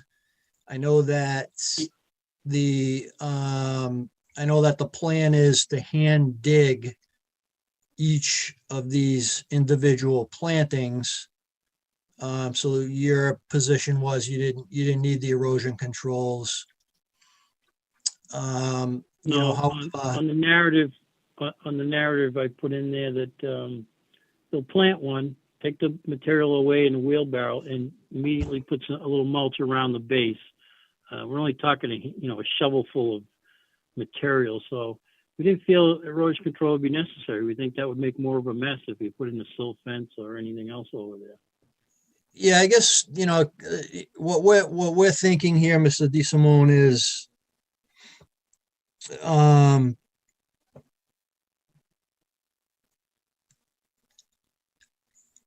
I think there needs to, so this is a proposal that's being put forth to the commission by the contractor, right? Yes. So you're going to hand dig some, holes to put these plants in. You're going to plant them. The house gets sold, the contractor moves along, and then the homeowner, is basically responsible for whether or not the plants survive. So, our sense is, and I think we need to just take a kind of a more responsible approach to planting these, which is going to require more, Kim, you can probably explain this better than I can, but our sense is that there needs to be a little bit more of a robust plan put together in terms of putting these plantings in, putting the erosion controls in, and making sure that these are going to survive for the long term, because we don't want a situation where someone's hand digging a small hole, putting the plants in, the house gets sold, and then the plants die, and we have to go back to the homeowner and request that the homeowner has to, on their own dime, replace the plants. So Kim, maybe you can better articulate what I'm trying to say, but hopefully that makes sense. The chair. Yes, Kim, go ahead. Yeah, sure. I think, Jeff, what you're saying in a little bit more detail is the planting plan is great. It's wonderful that we have 140 plants and a variety of species. But the planting plan doesn't contain any information in regards to the caliper or the height of the intended plantings. And typically what the commission sees is a higher survivability percentage with a plant that's at least 1 to 2 feet tall and a 1-inch caliper. And plants of that size need to be planted such that the depth of the plant is at least at the bottom of the container, so that the top of the container is flush with the ground, surrounding it. So you're looking at about a foot hole, maybe a little bit less, and then it needs a foot around the container to be backfilled with loam around it. So you're looking at, a foot deep, possibly up to 2 feet wide on each of these 140 holes. It's not a small task. That's a difficult amount for a hand dig. It's not fast. It's possible, but it's not going to be fast. The more realistic scenario is a small excavator is going to really help you out with this one. And then there's, a decent amount of dirt for 140 of these. We're thinking it's going to be, somewhere between a pickup truck and a dump truck worth of dirt that you're going to have to take off the site. So the question becomes, where is that going to get stockpiled? And, how, I guess what I personally would feel more comfortable with an erosion control barrier up, knowing that those are the potential impacts. And also the erosion control barrier is just going to help you to have that visual. If you have multiple, people working on these plantings at once that may not be familiar with the site, they're going to have that visual barrier so that we prevent the situation that we were in that got us into this situation to begin with. So I think we still have those details of the survivability and the constructability of this plan, the practical constructability. So would you guys prefer a mulch tube instead of silt fence? I think, honestly, a straw wattle, just an appropriately staked straw wattle would be adequate here. Oh yeah, that would be awesome. Yeah, I mean, people like those, but yeah, we would definitely put that in. I can show that on the plan, not a problem. You can run it right along the wetland line. Yeah, that would be good, Mr. DeSimone. So if you can, I hate to, hearing seems to keep getting, pushed. But, if you can submit a plan that shows the straw wattle, maybe provides a little bit more detail in the narrative about, how you intend to, put the plants in so that, we can be somewhat assured that the stockpile area. Yeah, stockpile area. We just don't want the contractor to, walk away from this and then the homeowner be straddled with, a situation where the plants aren't surviving and we have to go back to them and, they have to do it, on their nickel, essentially. Oh, I fully understand. So if you could do that, that would be great. And we'll continue this hearing out to the 12th. Through the chair. Yep, Kim. Go And ahead. just if the applicant could add a minimum height and or caliber on the planting list for these, that would be great. I'll have Karen do that. Thank you. All right. Thank you, Mr. DeSimone. So if I can just get a motion to continue this out to the 12th, please. So move, Ted. And a second. Second, Carrie. Carrie, and we'll do the roll call. Melissa, Aye. Carrie, Aye. Ed, Aye. Ted, Aye. Jim, Aye. and I'm an aye. All right. All right. Thank you very much. Okay, thank you, Mr. DeSimone. Take care. You too. Okay, Bonasetto, 1 Oakhurst Road, continuation of a notice after the fact, notice of intent for a shed and dock.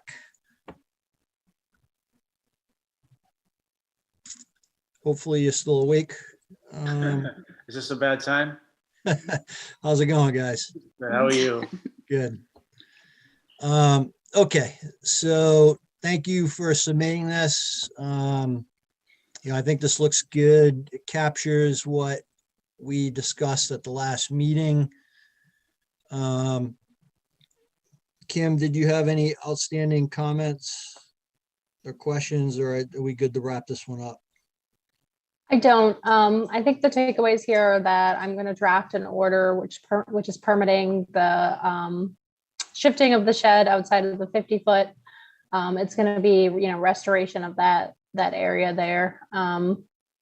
And then the commission talked about a twice a year mowing of the wet meadow 3 in times. the early spring and then late fall. And then, yeah, I'm happy with the, the variety and the species of the plantings here Okay. for the filter strip. All right, good. Thanks, Kim. So yeah, I think Can I just jump in? Was it three times, Kim? I thought we agreed upon. The first meeting that we had was 3, and then at the last meeting, the commission discussed twice, if I'm remembering correctly. If the commission can jump in on me, that's why I wanted to make sure that we were all clear. No, it was 3 times, and it was we could mow the path to the dock, to keep that mowed throughout the summer. so spring one time in the middle of the summer and then one time in the fall. Yeah, we were thinking based, and we haven't been here that long, but last year, sometime after Memorial Day weekend, like end of May, and then maybe 4th of sometime around early July, and then sometime in August, something like that, or early. All right. I'm good with that, but let me just open it up to the other commission members. Yeah, through the chair, we discussed that specific timetable and said that that's too close. What we discussed last 2 weeks ago, I think, was 3 mowings. I agree with you, Paul, but I think it was more like April, August, October, so that we could really let this stuff grow back, so that it could serve the purpose it's supposed to serve while controlling the rodent population. Understood. I just don't think April is the grass is even. Then maybe 2 mowings is all that's necessary. How about we say sometime about late May, and then we just push it the other way into the fall, if that's okay, with 3 mowings. I think that's reasonable. So twice, late May and then in the fall. I'm amenable to that. Thank you. Okay, is there anyone else have any issues, or is that agreeable to the other commission members? So late May and then in the fall. So two mowings per year. Yeah, and I mean, pending there's not a blizzard in late May, or Yeah. But that's essentially. Yeah, Okay. if I could, there's one Yep. small thing that I think I would be okay voting on and then just having it cleaned up later. I did mention I would love to see on a plan a limit of mowing on the north and south side to make sure that the mowing is within the width of the plantings. Is it there, Kim, or are you indicating where it would be? Just trying to indicate where, making sure I understand what you. I would agree to that, Ted. Right. And I'm okay, if Kim is okay, I'm okay on voting on it tonight with the stipulation that that will be added to Kim's approval. Yeah. Okay, Mr. Bonacero, you good with that? Yeah, that was always the understanding, that it would be just beyond the where the vegetative strip is, behind that. If that's, we can word that correctly, but that's exactly what we were thinking. Thanks. Okay, great, thank you. So any other questions, comments from commission members? Questions or comments from the public? If I get a motion to close and approve the notice of intent after the fact for 1 Oakhurst Road, please, with I'll the make that conditions discussed. I'll make that motion with the conditions discussed.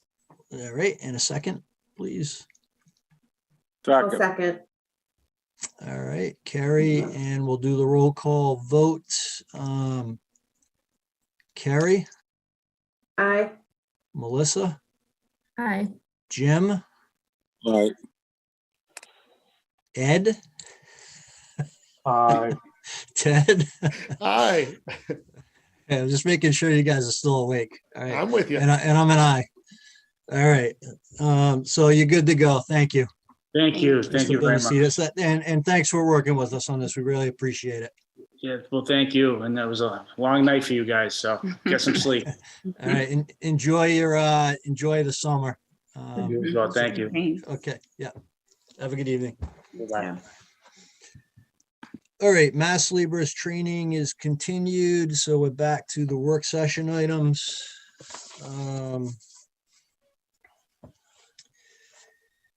Okay. For the chair. Yep. I realized that I duplicated 0 West Main Street Sarah King's discussion, so both of those are canceled. Okay, thanks, Anna. All right, so voter support letter for the Public Land Preservation Act. I looked at that, Kim. That looks good to me. Thank you for putting that together. Did you have any comments on that? I don't. I guess I would just ask the commission to formally vote on their support or not. Okay. If I get a motion to formally support the letter for the Public Land Preservation Act as put together by Kim. That's going to Senator Spilka. So moved. And a second. Second. And we'll do the roll call. Melissa, Aye. Carrie, Aye. Ed, Aye, I want to point out that I personally hand wrote a note in support of this, and you all should do that. thank you, Ed. I know you, I saw that. Ted, Aye. Jim, Aye. and I'm an aye. Okay. Were there any public forum requests, Kim? Jeff, I think you may have skipped over a minor project change for 234 Hayden Row. You are correct. I did skip that. Yes. All right. Project change request for 234 Hayden Row. Good evening. This is Good Seth. evening, Mr. LaJoy. Sorry, thank you for hanging in there. It's been a long night. Yeah, it has. Yeah, I wish I'd known that I was going to be dead last. I wouldn't have rushed from a dinner with my son in Charlton to get back for this. But anyway, sorry, apologies for that. What we're doing is we're just looking to change the house footprint on this. We're not changing any of the limit of disturbance or anything really of any substance, other than there was some originally there was some erosion controls in the front that I believe the purpose was to maybe protect the wetland that's across the street. But I mean, there's no way that any water's getting from our site over to the other side of the street because there's a crown in the road. And we can't have the erosion controls there because that's where the stub for the water service is that was never presented to you guys on the original plan. So I think we're good. I think we're good with that. So the erosion controls can be altered, based on where the hookup is going. So that's not a problem.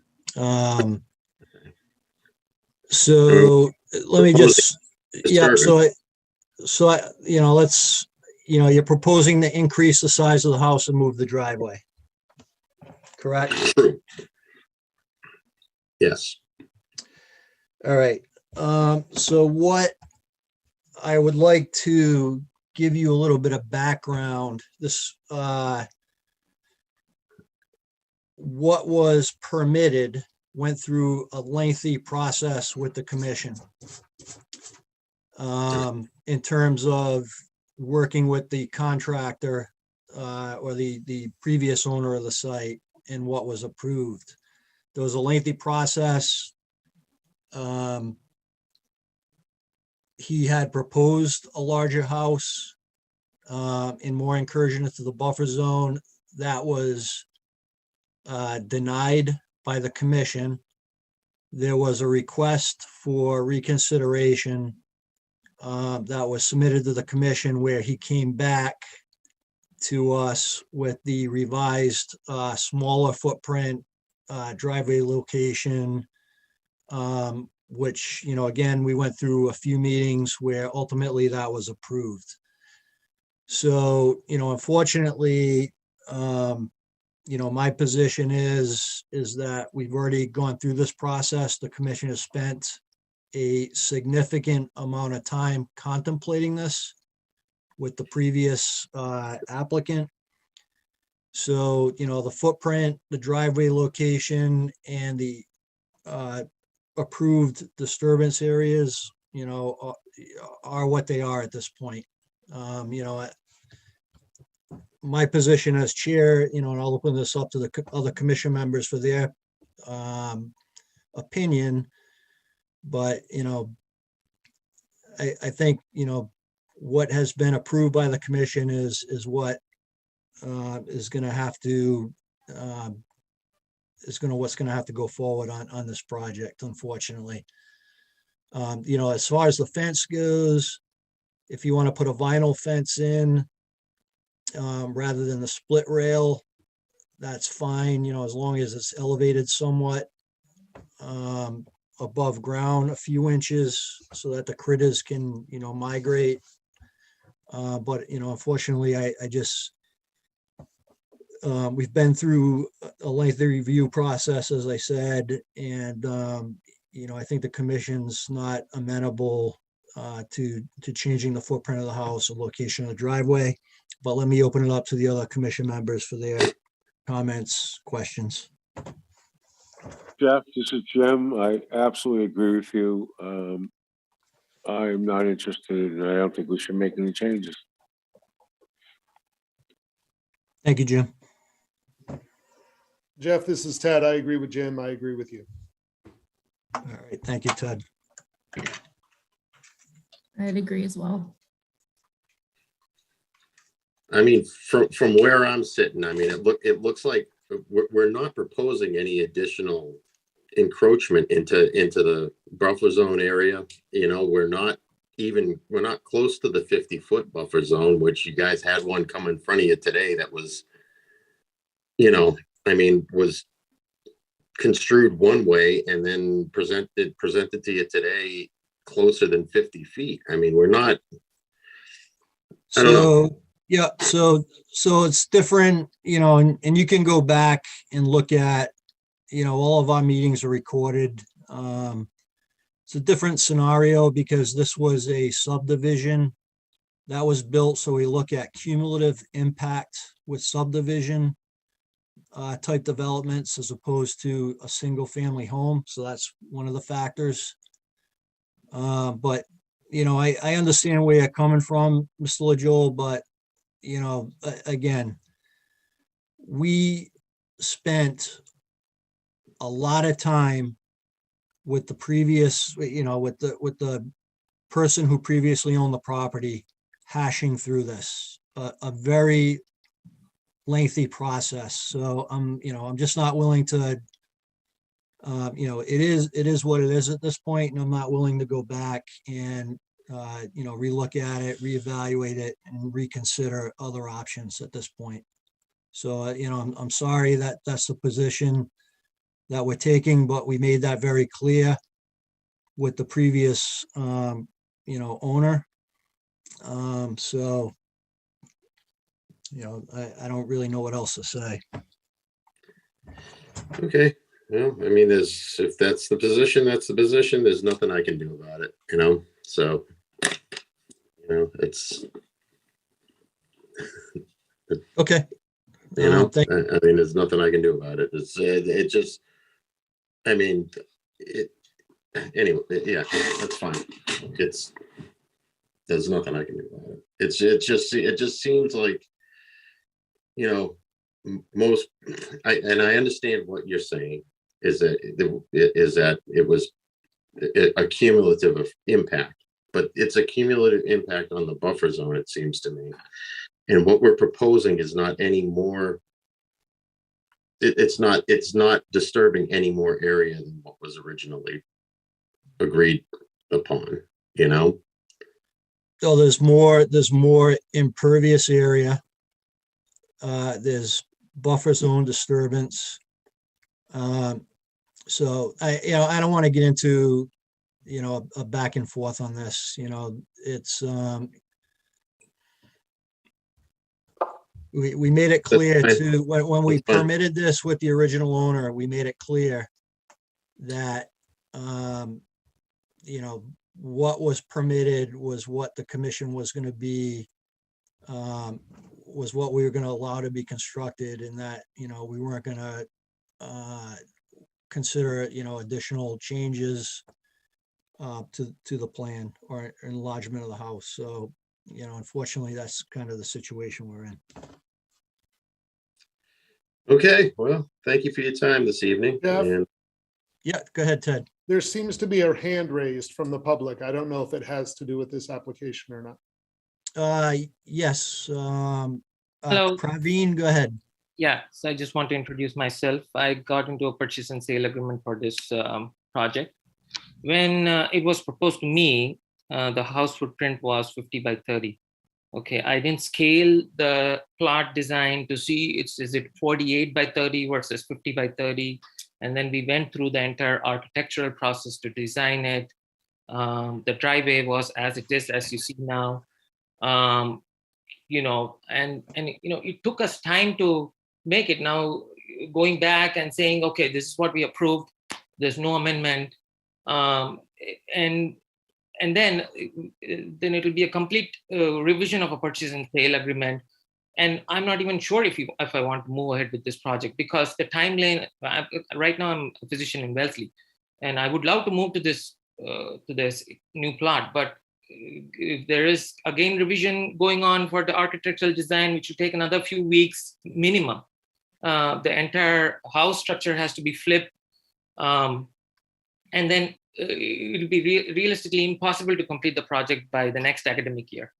And then that's my concern from a house, like a potential house owner point. Of course, they will get new home buyers, but at this current situation, I clearly don't want to have destructive environmental impacts on this. But if it's a matter of just 2 feet, I would appreciate if the commission can just review this. The house was already approved. There's no kind of incursion going back. I've seen prior houses with close to like 50 feet from the wetland side points. And if you're just picky on the point that, no, we worked with that contractor, we went through all this again and again, we don't want to spend time, he's just making us revise and revise. So the fact that is just, when I got involved, it was just put at 50 by 30. Had I known it before, I would have kind of done this, but at this point. Praveen, I'm sorry that you went through this.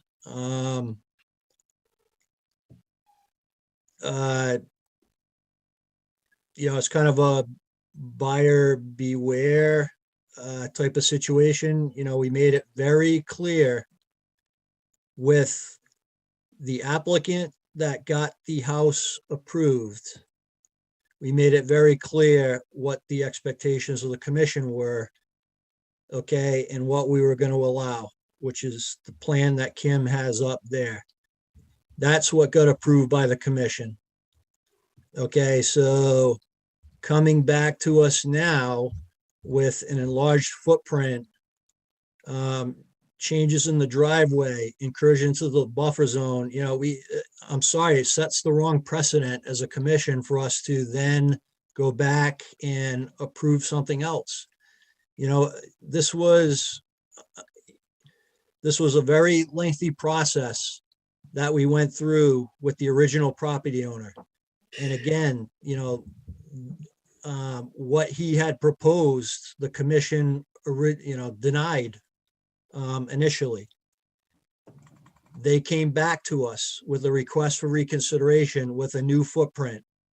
Okay, and there was another back and forth situation through several meetings where we came to an agreement on what was allowable from a commission standpoint, given the cumulative impacts of the other properties that were developed as part of the subdivision. There were a number of them on the street. They were all included in the development. So I feel terrible that you've gone through this and spent the money and you've had your architect redesign the house. But unfortunately, from a commission standpoint, we can't go back and change our decision because it sets the wrong precedent. Because if we allow it for you, then anyone in town who, when we make a decision, can come back and ask us to rescind our decision and change it. So I hope you understand that. You know, again, I feel very bad that you're going through this, and you know, Kim has, you know, she's outlining the conditions here in the order. You know, we'd be happy to send this to you if you want to review them. But you know, unfortunately, this is just a, you know, a situation where the, you know, original applicant, you know, knew that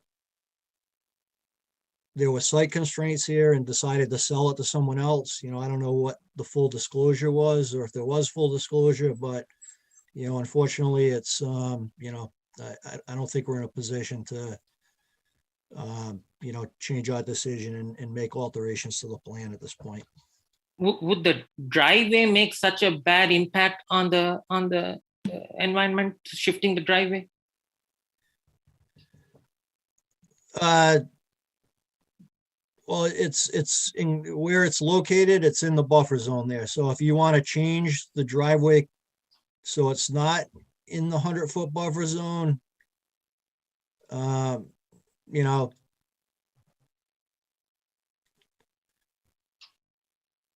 I don't know how you're going to do that.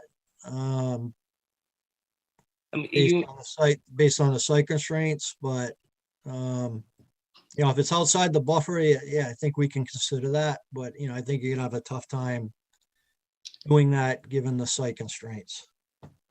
Like the tiny little encroachment here on the 100-feet buffer, you're talking about that? Yep. Is there any remedy that can be done for that tiny encroachment by planting? We could, all right, look, we could mirror that house. We could flip the house and we could make that driveway outside of that 100-foot buffer zone. We could do that. Well, if that's something that you want to propose, you know, take a look at it, you know, send it to, I guess that's something that I've already done. I could send it to you right now if you wanted to. Well, we have to go through it. We have a process. I understand. Through the chair. Yep. Go ahead, Kim. Yeah, so Seth is correct. There have been, I think, 3 other iterations that the applicant has requested. You know, that it be approved administratively just for me. And always the trigger for me, and the reason why I said this needs to get elevated to the commission, is there's always all the subsequent plans have involved an increase in the square footage of home in the buffer zone, such that there's an increase in impervious surface. And that's always been the trigger with all the different configurations that we've looked at, just, you know, so that the applicant and the engineer understand. So just to so I guess if you want to propose the same footprint for the house but a different configuration for the driveway, you can submit that to Kim. She can take a look at it and give you guidance. Okay, my question to you guys then is, like, I mean, the roof drains are going into a subsurface infiltration. So I mean, if that's the way that we're mitigating all of the runoff off of that roof, I mean, is it, you know, I mean, that's all outside of the buffer zone. You know, we're not asking to increase any area. We're not looking to have further incursion into that buffer zone. The roof drainage, the impervious area for the house, is being taken care of with that subsurface infiltration. So if we were to flip the house and keep that impervious, the driveway outside of the 100-foot buffer zone to the wetland on the other side of the street, would the commission be amenable to that revision? And is it something that could be taken care of administratively?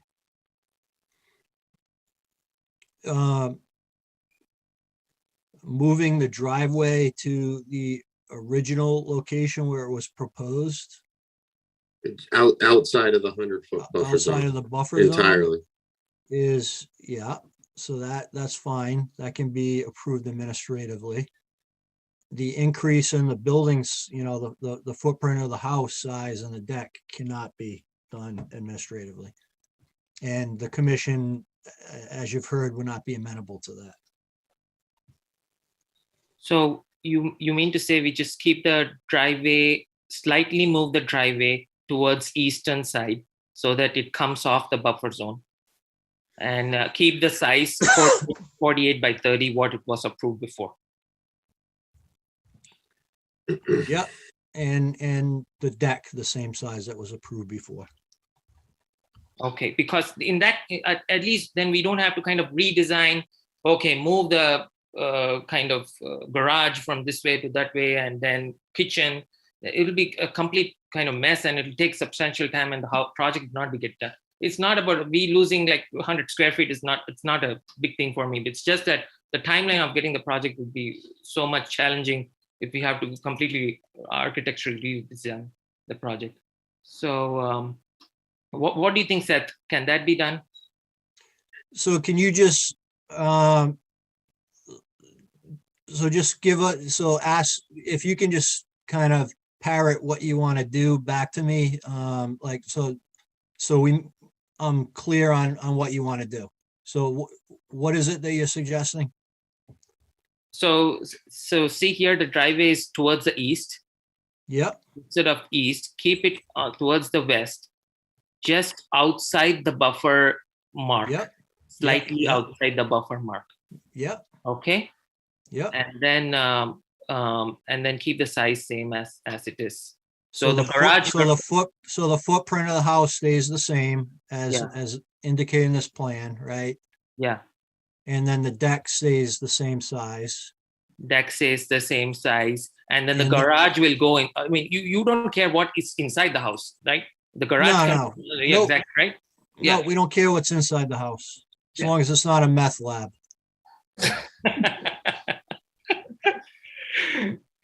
So the garage can be on the left side, like this, towards the west, not the east. Correct. Yeah, that's fine. And then Seth, is that doable? Like from I mean, basically what the commission is saying now, correct me if I'm wrong, but what you guys are saying is go back to the original plan. Except we can just fit the driveway to the west, outside the buffer zone. Yeah. So the original plan, we understand that the water connection was different from what was originally proposed. So you can modify the erosion controls to account for that. No problem. That's where it is. Yeah. Yeah. So that's fine. The fence, the vinyl fence that you're proposing is fine, as long as it's elevated a couple feet above the ground at the bottom so that the critters can move around. Okay.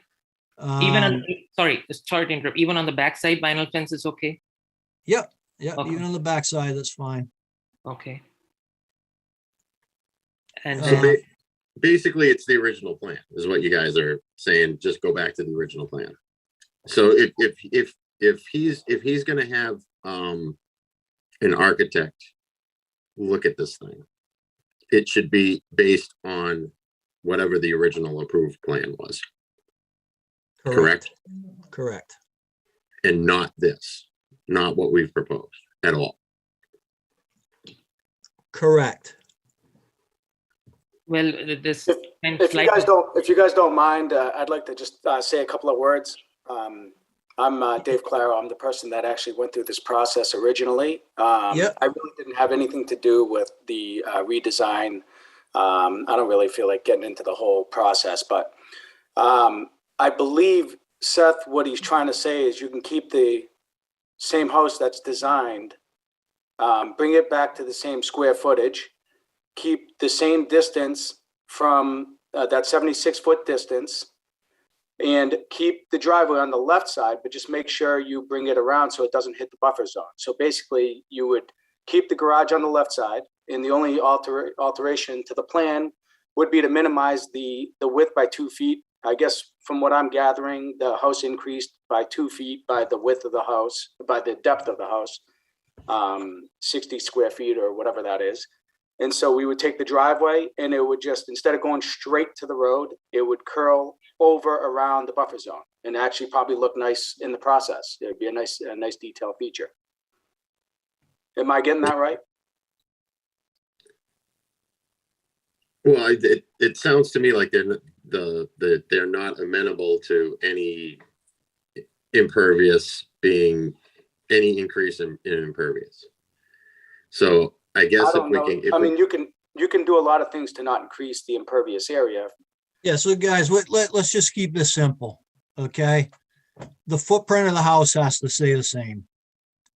The driveway, if you want to move it further to, the left side there, you can do that as long as it stays out of the buffer zone. So if you want to curve it, whatever you want to do, that's fine. We already, the water connection, if changes in the erosion controls need to be made or adjusted based on where the water connection is, the commission's amenable to that. The deck size footprint needs to stay the same, and we're amenable to the vinyl fence rather than the split rail as long as it's elevated above the ground, a few inches. Okay. Does that? I think that everyone. That's something to work with. Yeah, that's something positive. Okay. Okay. All right. And as long as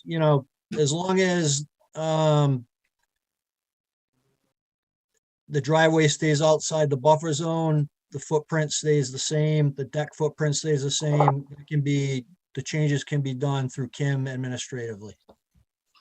Okay. All right. Very good. Thank you. Okay. Thank you very much. Thank you guys. Through the chair, Yes, Kim. just real quickly, I know the applicant is anxious to get started. I've had some pre-construction meetings with the contractor. They have some equipment sitting out there at the ready. Just wanted to reiterate that I'm looking for some kind of dewatering statement or plan from the contractor before they get started. Groundwater's a maximum of 2 feet, and I'm suspicious less than that from the surface. So when they go to dig the foundation, I'm thinking they're going to need to dewater. So the applicant would need a permit from DPW to dewater into a catch basin, and they're not going to be able to directly dewater into the wetlands. So some type of detail or narrative or written plan just about that before I give them the okay to start. Yep. Sorry, Kim. I neglected to mention that. So you did bring that to my attention. So I apologize. Okay. So does that make sense? That does. We'll take care of that. We'll make sure that it's done. Yeah, so if you can get, talk to the DPW about approval to discharge of the catch basin, just come up with a narrative, submit it to Kim, and she can review that with you to make sure, she's comfortable with it. No problem. I'll make sure it gets done. Okay, great. Thank you. Thank you. Kim, anything else? That's it. All right. Okay. There were no public session items, correct? Nope. I think that concludes our meeting for the evening then. Get a motion to All right. adjourn. Thank you the very meeting. much for your time. Thank you, Mr. Woodgill. If there's a motion to conclude the meeting, please. I will happily make that motion. And the second. Second. All right, we'll do the roll call. Jim. Yes. Aye. Ed. Ted, aye. And Ed. Melissa. Aye. Carrie. Aye. And I'm an aye. All right. And I guess next meeting, we're all going to be in person. Yeah, guys, I'm gonna miss that one. Oh, you're going to miss it, Carrie? Yeah, my All son's right. So birthday. we'll see you in a few weeks then. Yeah. So thank God for no more remote meetings, hopefully, for the foreseeable future. And everyone needs to get there early to help Kim set up, right, Kim? It'd be amazing if I didn't have to set up a bunch of tables and chairs right now. That's a good idea. That's a good idea. So I'll be there like at 6:30, Kim, to help set up. Probably I'll be there everyone at else. 6:29. It's going to be at the senior center, right, Anna? Yes, that's correct. Okay. All right. Sounds good, everyone. Have a great night. Good night, everybody. Good night. Thank you. Bye.